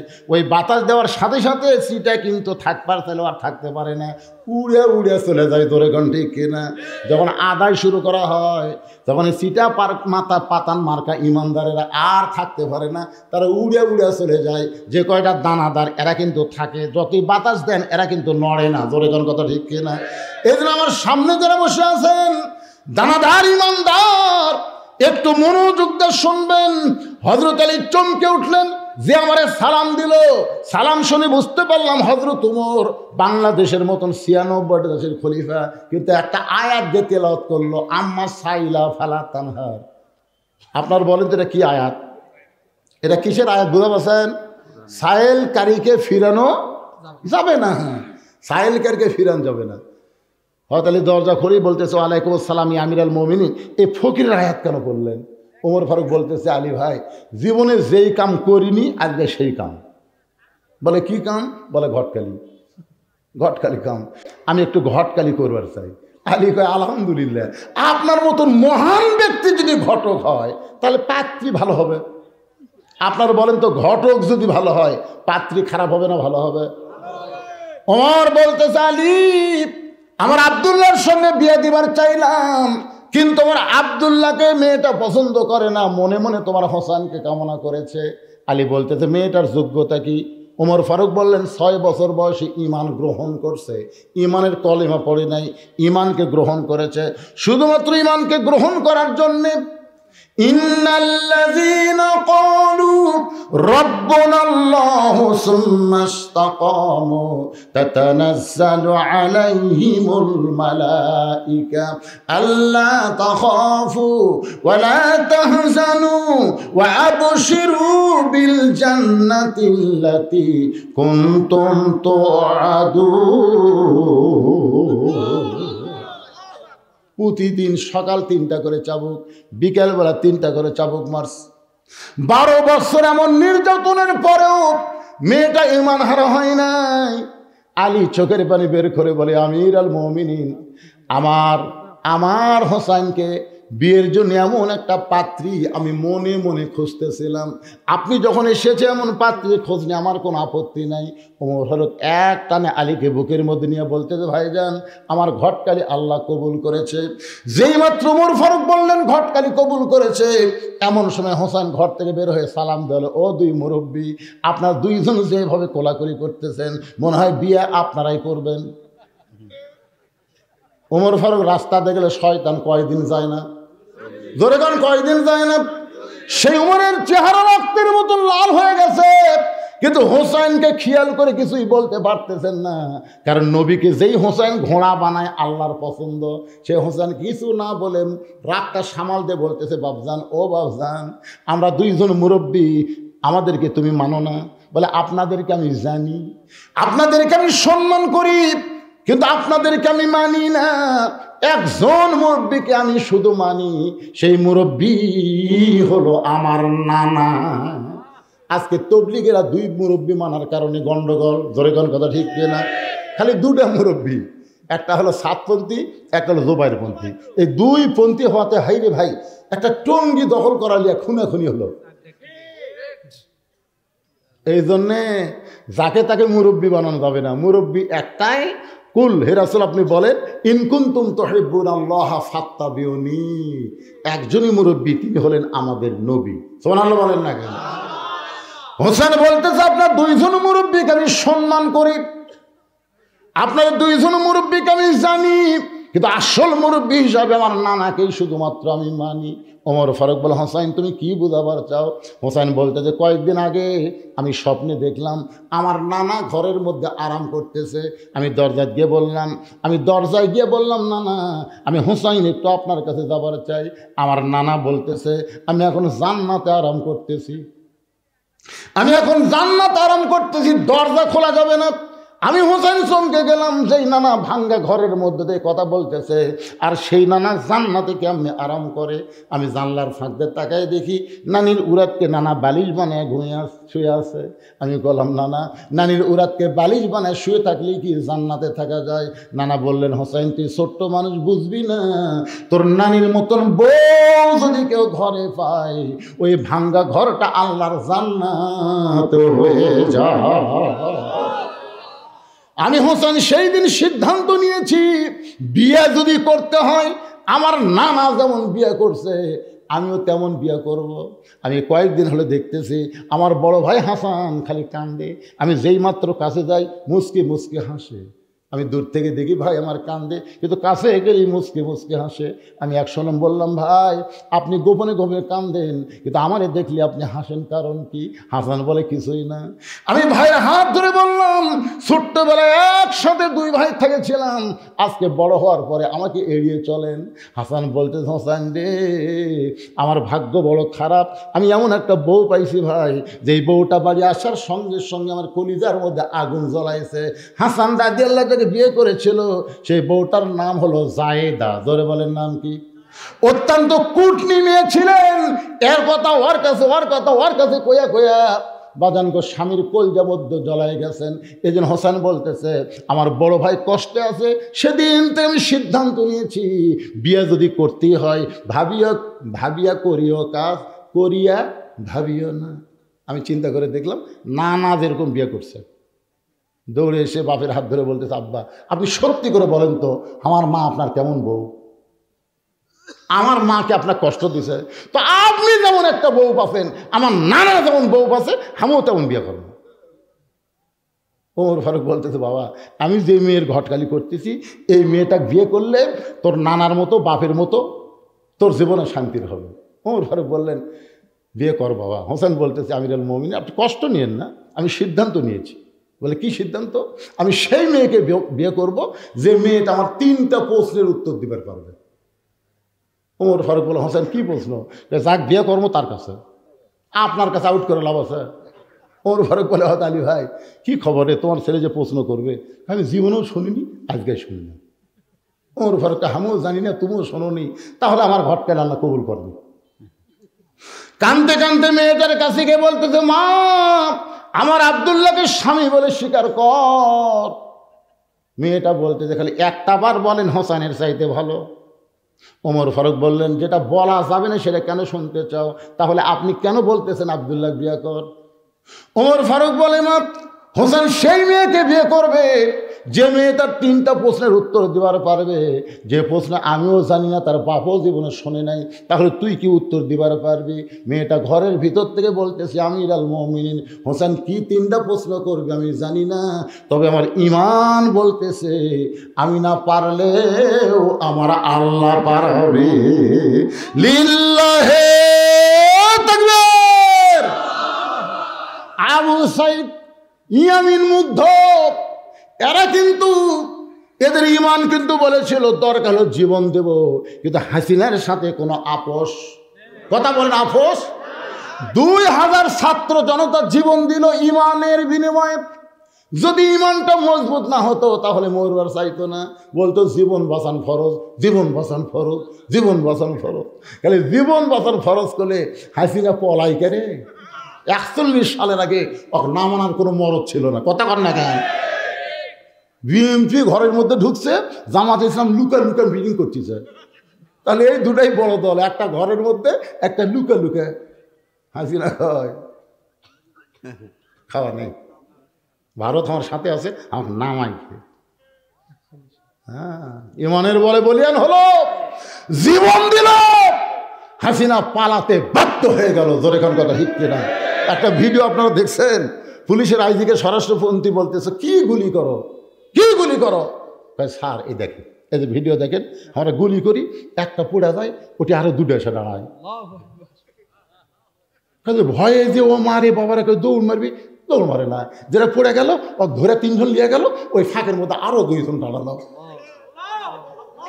দেখে মনে হচ্ছে তয়রা আবাবিল, মানে আল্লাহ তাআলা আবাবিল পাখি পেটে দিছে। ইমান, এটার নামে হলো ইমান। মেয়েটা বলতেছে, হোসেন কি 3টা প্রশ্ন করো আমি জানি না, কিন্তু আমার ইমান বলতেছে আমি না পারলেও আমার আল্লাহ পারাবে। সঙ্গে সঙ্গে হয় তোমার এক দৌড়, দৌড়ে এসে আলীকে বলতেছে, ভাই তারিখ করেন। আলী বলতেছে, কিসের তারিখ? বলতেছে যে হোসেন যে 3টা প্রশ্ন করবে তার উত্তর দিবার পারবে কি পারবে না, তারই তারিখ। আলী বলতেছে, যে প্রশ্ন আপনি জানেন না, আমিও শুনিনি, সেই প্রশ্ন মেয়েটা কেমনি দেবে? ওমর ফারুক বলতেছে, আলী রে, এমন ইমানের বলে বলিয়ান হয়ে কথা বলছে, আমার মনে হয় মেয়েটা একলা নাই, মেয়েটার সাথে আমার আল্লাহ আছে। সুবহানাল্লাহ করেন না? যার সাথে আল্লাহ আছে, আপনারা বলেন তো, এই কোরআন নিয়ে যারা সামনে যাবে তাদের সাথে কে থাকবে? আরো জোরে, জোরসে বলুন মাশাআল্লাহ। বিশ্বাস করা লাগবে ভাইজান। একটু মনোযোগ দিয়ে শুনবেন। নির্দিষ্ট তারিখ মোতাবেক ডান পাশে হযরত ওমর বসে গেছে, বাম পাশে হযরত আলী বসেছে, আর মাঝখানে হোসেনকে বসার আসন দেওয়া হলো। আর সামনে একটা চাদর টাঙ্গাইয়া, চাদরের ওই পারে ওই 18 বছরের যৌবনা মেয়েটাকে বসানো হয়েছে। বাংলার মুসলমানের কাছে প্রশ্ন হলো, সামনে চাদর দেওয়ার কারণ কি? আরো জোরে, জোরসে বলুন। কিন্তু মমতাজ সংসদের মধ্যে বলছে, মমতাজ ওরে শরীয়তের মৌলানা, চোখ 2টা করলা কানা, মনের পর্দা বড় পর্দা, তোমরা খুঁজা পাইলা না, তেতুল হুজুর বুঝলো না। আমার শফি রহমতুল্লাহ আলাইকে এই 2 টাকার গায়িকা মমতাজ তেতুল হুজুর করছে। চিন্তা করে দেখেন, বাংলাদেশের লক্ষ লক্ষ আলেমের ওস্তাদ হলো আহমদ শফি রহমতুল্লাহ আলাই, তাকে এই শালী মমতাজ তেতুল হুজুর করছে। তেতুল, তেতুল। আর সংসদে যারা সদস্য ছিল, মমতার গান ছিল, তারা তালি বানালো। হায় হায়, আলিমক তেতুল করছে, তা আবার তালি ফুটাচ্ছে। তাহলে ওই শালারা কি ছিল? যারা তালি ফুটালো তারা কি ছিল চিন্তা করে দেখেন। আরে কি গান! আগে করের মন আখেরের কাজ, ধ্যান যোগ্য হয় দিলের নামাজ। ও তোমার পাঞ্জে গানা নামাজ পড়া লাগবে না। কোরআন হলো 90 পারা, কোরআন হলো 90 পারা, শরীয়তে মানে না, শরীয়তের মৌলানা চোখ দুইটা করলা কানা। মনের পর্দা বড় পর্দা তোমরা খোঁজা পাইলা না, তেতুল হুজুর বুঝলো না। তো মনের পর্দা যদি বড় পর্দা হয়, আপনারা বলেন তো ওমর ফারুকের মন ভালো না খারাপ? এই ভালো বলতে যদি মুখ বন্ধ থাকে, ওমর ফারুক কি সন্দেহ আছে আপনাকে? জোরে মানে ওমর ফারুকের মন ভালো না খারাপ? হোসেনের মন ভালো না খারাপ? হযরত আলীর মন ভালো না খারাপ? তারপরে সামনে চাদর দেওয়ার কারণ মনের পর্দা, পর্দা না, পর্দা হলো আল্লাহর আইন। যেদিন কোরআন দে বাংলাদেশ চলবে, সেদিন মেয়েরা ইচ্ছা করায় পর্দা গ্রহণ করবে। তখন বেপর্দা দেখলে বমি লাগবে। আর প্রত্যেকটা পুরুষ মানুষ কোরআনে আইন যখন চালু হবে, তখন আল্লাহ বলে দেবে কুল্লিল মুমিনিনা ইয়াগুদ্দু মিন আবসারিহিম। তুমি যদি মুমিন হও, তোমার নজর থাকবি নিচের দিকে, আর বউ দেখলে তাকা থাকবে। বউয়ের কাছে আসা আলহামদুলিল্লাহ কি মাল রে, নিজের বউয়ের দিকে তাকে দেখবে। আর রাস্তা দিয়ে কোনো মানুষ দেখলে সবসময় নিচের দিকে তাকাবে। এটা কার বউ কার বেটি দেখার কোনো সুযোগ নেই। তা আপনি মরদ মানুষের যদি একটা মেয়ের দিকেও না তাকান, ওরা বেপর্দা হবে? ওরা বেপর্দা হয় দেখানোর জন্য। কিন্তু আমরা যদি না দেখি, ওরা বেপর্দা হবে? সেই জন্য আমাদেরকে আইন হলো নিচের দিকে তাকিয়ে থাকে, আর মেয়েদের আইন হলো ও করনা ফি বুয়ুতিকুন্না ওয়ালা তাবাররুজনা তাবাররুজাল জাহিলিয়াতিল উলা। এখন ওমর ফারুক বলে, হোসেন প্রশ্ন শুরু করে দাও। এবার হোসেন দাঁড়িয়ে বললেন, রে মেয়ে, পৃথিবীর শ্রেষ্ঠ মানুষটা হলো বিয়ার ঘটক, আর পৃথিবীর আরেকজন শ্রেষ্ঠ মানুষ হলো আমার বাবা। তারা দুইজন তোমাকে পছন্দ করেছে, দুইজন রাজি হয়ে গেছে। সুবহানাল্লাহ ঘর না কেন? কি হযরত আলী আর ওমর কোলাকুলি করেনি? কিন্তু সামনে চাদর দিয়ে এইবার আমার বসায় প্রশ্ন করতে কয়। আমার 1 নম্বর প্রশ্ন হলো, আমার মাকে তুমি জানো? যেই কইছে আমার মাকে, সঙ্গে সঙ্গে আলী চুপ করছে। ছেলের সাথে আমি আছি, আর ছেলে আমার কথা না কয়ে মায়ের কথা কয়। আমি যখন বিয়ে করলাম 91 সালে, তখন কাজী কইল, আপনার বাপের নাম কি? তো বাপের নাম লেখা দিলাম, আর বিয়ে হয়ে গেল। একটা বারো করলো না, আপনার মায়ের নাম কি? আর হোসেন যা বলতেছে, আমার মাকে তুমি চিনো? আমার মাকে তুমি জানো? আমি কোন মায়ের সন্তান তুমি কি বলতে পারো? এই প্রশ্ন যখন হোসেন করেছে, সঙ্গে সঙ্গে মেয়েটা বলতে, হোসাইন আপনার মাকে আমি চিনি। যেই কইছে চিনি, ওমর ফারুক জিব্বাত কামড় খাইছে, আর হযরত আলী চোখ দিয়ে দর দর করে পানি পড়তেছে। আমার মায়েরা যারা পর্দায় আছেন, ইসলামের কর্মী একজন নারী কেমন হয় একটু মনোযোগ দিয়ে শোনেন। হযরত আলী চোখ দিয়ে দর দর করে পানি পড়ার কারণ হলো, আমি স্বামী হইয়া পুরোপুরি ফাতেমাকে চিনতে পারি নাই, আর তুই কেমনে বললি আমি চিনি? গভীর রাত্রে হযরত আলী ফাতেমাকে কবর দিস। কবর দেওয়ার পরে আল্লাহকে বলতেছে, আল্লাহ তোমার পর্দানিশী রাতের বেলায় মারা গেল, রাতের বেলায় তাকে দাফন করা হলো। ও আল্লাহ, এই পর্দানিশীকে তুমি কবুল করে নাও। এই দোয়া করার পরে তাকায় দেখে সামনে কয়েকটা পুরাতন কবর। এখনই ফাতেমার কবর দিছে, সেই নতুন কবর আর জান্নাতুল বাকির মধ্যে নেই। গোটা জান্নাতুল বাকি হযরত আলী দৌড়ে বলে, ফাতেমার কবর, ফাতেমার কবর। কে যেন বলে, আলী রে, ফাতেমা পর্দানিশী। আমি আল্লাহ জহুরা ডিগ্রি দিয়া ফাতেমার কবরটাকে কিয়ামত পর্যন্ত পর্দা করে দিয়েছি। আমি স্বামী হইয়াই তাহলে পুরোপুরি চিনতে পারি নাই, আর তুমি কেমনে চিনলাম? হোসেন প্রশ্ন করলো, আমার মাকে তুমি জানো? তুমি জানার কথা বলতে পারতা, নবীর মেয়ে, 4টা মেয়ের মধ্যে ফাতেমা হলো সবচাইতে দামি মেয়ে, এরকম তুমি উত্তর দিবা। তুমি উত্তর না দিয়ে বললে আমি চিনি, তুমি কেমনে চিনবা? মেয়েটা বলে, মুরব্বী, চোখের ভুরু জোড়া ছিল, বাম গালে কালো একটা তিল ছিল, থুতনির তলে লাল একটা দাগ ছিল। সঙ্গে সঙ্গে আলী বলতেছে, মা যা বলছো বলছো, আর বলো না মা, কারণ আমাদের 3 জনের মধ্যে একজন পর পুরুষ আছে। আপনারা বলেন তো, এই 3 জনের মধ্যে পর পুরুষের নাম কি? সবাই জোরে কোন নাম কি? নবী বলেছেন, আমার পরে কেউ যদি নবী হতো তাহলে উমরকে আল্লাহ নবী বানাইতো। এমন একজন মহান মানুষকে যদি পর পুরুষ বলা হয়, তাহলে মুরিদের বইয়ের কাছে পীর কি পুরুষ? তা আপনি যে পীরের কাছে বই এসে বলতেছেন, হুজুর আমার বইয়ের মাথা খাপ দেখে দোয়া করেন হুজুর। এই জন্য বাংলাদেশে 3টা কথা আছে জানেন। 1 নম্বর কথা হলো, ডাক্তারের বইয়ের কোনোদিন সিজার লাগে না। বড় বড় ডাক্তার কোনোদিন বউকে সিজার করায় না, কারণ জানে সিজার করলে বাচ্চারও ক্ষতি, মায়েরও ক্ষতি। 2 নম্বর কথা হলো, মৌলবীর বাড়িতে কোনোদিন মিলাদ হয় না। দেখবেন মৌলবী পরের বাড়িতে মিলাদ পড়ায়, নিজেদের বাড়িতে কিন্তু হয় না। আর 3 নম্বর সহি কথা হলো, পীরের বউ কোনোদিন মুরিদ হয় না, কারণ পীরের বউ জানে আমার পীর হলো লুচ্চা, মাঝে মাঝে মুরিদের বইয়ের দিকে তাকায়, এর হাতে মুরিদ হয়ে কি হলো। তাহলে কয়টা করলাম?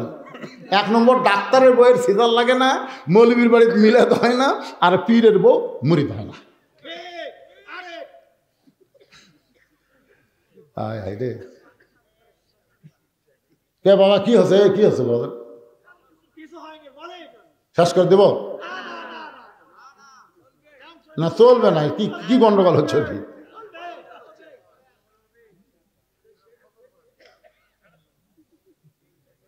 না আপনাদের এলাকার মৌলবীর বাড়িতে মিলাদ হয়?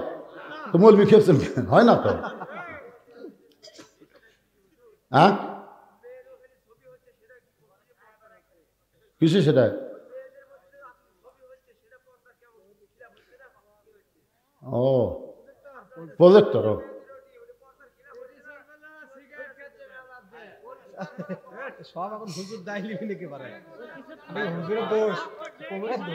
আচ্ছা শোনেন, আমি বলি। আচ্ছা এই যে কথার আগে শুন, ওই যে হজের সময় যে টিভিতে হজ দেখায়, এখন আপনার বউ যদি হজ দেখে, কাবা ঘর দেখে, কাবা ঘরের ইমামক দেখে, যদি হাজি করে তাওয়াফ করতে দেখে, বা আপনি যদি আপনার বউকে হজ করবার যান, যায় যদি আপনি কাবা ঘরে তাওয়াফ করতে যায়, মেয়া মরদ একসাথে যদি তাওয়াফ করেন, সেটা কি কোন? তো আমি কথা রাখুন, সেটা আগে কোন? এখানকার মনোভাব কি শোনেন? এখানকার মনোভাব হলো, মেয়েরা শোনেন কথা বলেন, মেয়েরা কি পর্দার মধ্যে নাই? আছে। আর প্রজেক্টরের মাধ্যমে বক্তা দেখতেছে। বক্তা দেখতে কেমন? কথা কন, বক্তা দেখতে কেমন? কালো, বয়স্ক। দ্বিতীয়ত বক্তার গায়ের পোশাক কেমন? তাহলে কালো আর কালো একত্র হয়ে গেল, ওটা দেখার মতন আছে না ভূতের মতন আছে?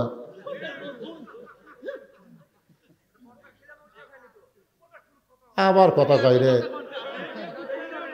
একটা বুড়া থোড়া ভাঙ্গা মানুষ, মাথা ধরা এক মেয়ে মানুষ কোন নজরে দেখে রে? এই পাগলারা, এই জন্য মেয়ে মানুষের কাছে টাকা আদায় করার দাবি। ছোট বাচ্চা মেয়ে মানুষ দেখলে লোভ হয় না, এমন বুড়া তার আর কোনদিন চেতে না। ওই মেয়ে মানুষের কাছে টাকা আদায় করলেও পাপ হবে না, জানেন আপনি? এখন আপনারা বলেন, শোনেন আমি কথাটা বলি, আপনার পায়ে এখন একটা সুই ঢুকছে, কাঁটা ঢুকছে, পায়ে একটা কি ঢুকছে? কাঁটা ঢুকছে। আপনি সেই কাঁটা কি দিয়ে তুলবেন? সুই দিয়ে তুলবেন। আপনি যদি বলে ভাই না এক কাঁটা ঢুকছে, আর এক কাঁটা ঢুকাবো না রে, তাহলে কাঁটা উঠবে। তো এখন মেয়েদেরকে পর্দার ওয়াজ করা হচ্ছে, পর্দারও শুনতে শুনতে একদিন মেয়েরাই ঘৃণা করবি, এই প্রজেক্টরের বক্তার দেখবো না। দরকার কথা বল না কেন? ওই মেয়েরাই তো আপত্তি করছে প্রজেক্টরে দেখবো, একদিন এরাই বলবে আর পুরুষক দেখবো না। জোরে কোন ঠিক কথা বলেন? কিন্তু এই কাঁটাটা তোলা হোক রে ভাই, কাঁটাটা তুলবে দেন তো, দেখেন তো কি শেষ পর্যন্ত কি হয়। না বুঝিছে, উনি যেটা বুঝিছে ভালো বুঝিছে, কিন্তু বর্তমান পরিবেশে উনি চিন্তা ভাবনা করতেছে। এখন টিভির মাধ্যমে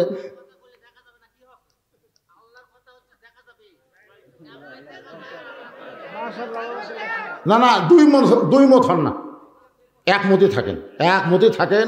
আমি যে কথাটা বলতেছি শেষ করছি তাই।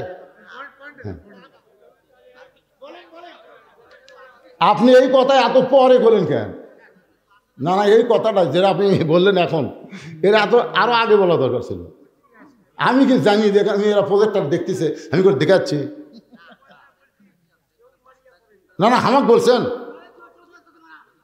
এ তুলা দিবেন কেন? ভালো কথা বলতেছে উনি, উনি হক কথা বলতেছে। এই যে বাংলাদেশে আসিফ নামে একটা বক্তা আছে, আসে না? কথা কন না কেন? মরদের সাথে মেয়েরা কেন আসে? জুয়ান তাগড়া বক্তা দেখার আমার মতন বুড়াক দেখা কালো মানুষ কালো পোশাক পরছে আলাদা। জোরে করে কথা কন না কেন? ছোট বাচ্চা 5 বছর বাচ্চার হাতে ব্যাগ দিয়ে যদি মেয়েকের কাছে টাকা তুলবে দেন, তুই পর্দার খেলাফ হবি? কতক্ষণ পর্দার খেলাফ হবি? এমন বুড়া ভাঙ্গা চূড়া কিছুই নেই, ওই যদি ব্যাগ লেগে যায় তো পর্দার খেলাফ হবি। পাগলা পর্দার খেলাফ হলো মেয়েদেরকে যেই পুরুষ আকর্ষণ করে। এখন আমার মধ্যে আকর্ষণ না বিকর্ষণ, একটু বিবেক দিয়ে চিন্তা করেন বাবা।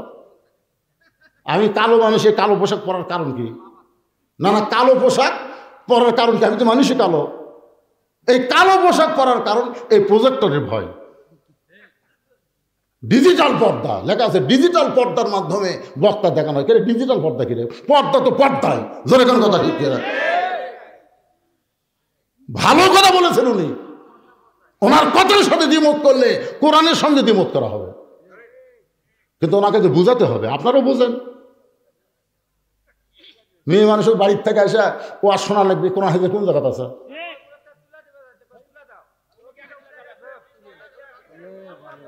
আর শোনেন বাবা, রাগ করেন না। মেয়েরা যা চাবে তাই করবেন, করা যাবে না তো।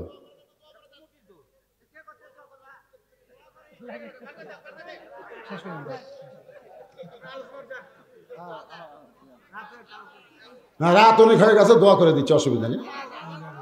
এই বসেন, দোয়া করে যান, বসেন। ইস্তিগফার করে আস্তাগফিরুল্লাহ রব্বি মিন কুল্লি জামবি ওয়া আতুবু ইলাইহি লা হাওলা ওয়ালা কুওয়াতা ইল্লা বিল্লাহিল আলিয়্যিল আযীম। সকলে মিলে মহব্বত করে প্রার্থনা, আল্লাহুম্মা আমিন।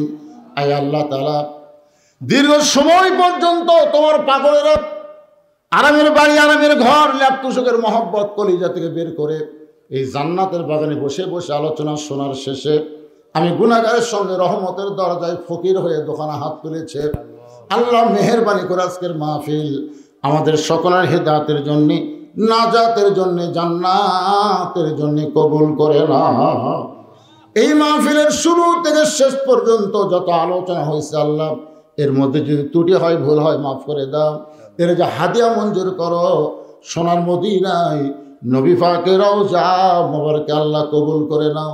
তামাম আম্বিয়ায়ে কেরাম, আসহাবে কেরাম, তাবিঈনে কেরাম, তাবিঈনে কেরাম, তামাম পৃথিবীর মাটির নিচে যত মুমিন মুমিনা শুয়ে আছে আল্লাহ, সকলের আরওয়াহ পরে হাদিয়া কবুল করো আল্লাহ। আমরা যারা হাত তুলেছি, আমাদের জনম দুঃখনী মা যাদের কবরের মধ্যে চলে গেছে, মাবুদ ছোট্ট একটা শব্দ হলো মা, এই নামের মধ্যে কি মধু আছে। যাদের মা নাই তারাই বুঝতেছে।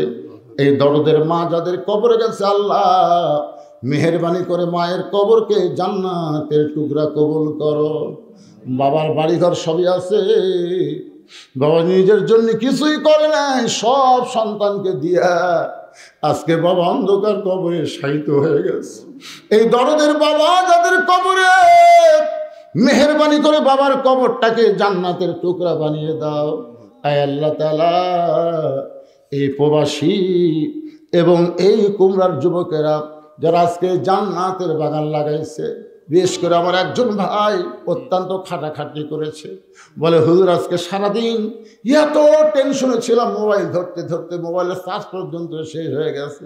আল্লাহ তার জন্যে এবং তাকে যারা সর্বাত্মক সহযোগিতা করেছে তাদের জন্য প্রাণ খুলে দোয়া করি, এই মাহফিলটা তাদের সকলের জান্নাতের ওসিলা হিসেবে আল্লাহ কবুল করে নাও। আয় আল্লাহ তাআলা, আজকের মাহফিলের সম্মানিত সভাপতি দুনিয়া থেকে বিদায় হয়ে গেছে। আহারে বিজ্ঞাপনে নাম আছে কিন্তু সে আর দুনিয়াতে নাই। আমরা আজকে আছি, আগামীকাল থাকবো না বাবা। আমাদের মনের মধ্যে কোনো মতবিরোধ তৈরি করব না, আমরা মতভেদ করব না, কোনো হক জিনিস নিয়ে আমরা কোনো সময় ফিতনা করব না বাজান। আল্লাহ আমাদেরকে মিলেমিশে মহব্বতে সমাজের মধ্যে বসবাস করার তৌফিক দিও, ইমানের সাথে মুসলমান হয়ে দুনিয়া থেকে বিদায় নেওয়ার তৌফিক দিও। আল্লাহ গো, এই যে দুইটা হাত আপনার তুলেছেন, আপনি চিন্তা করে দেখেন এই দুইটা হাত দিয়ে আপনি কত কবরে মাটি দিচ্ছেন। আপনার কি মনে আছে কত মানুষকে আপনি কবরে নামতে দেখেছেন? আপনার কি মনে হয় একদিন আমাদেরকে কবরে যেতে হবে? মিশে মায়ায় বন্দি থাইকা করলাম কত খেলা,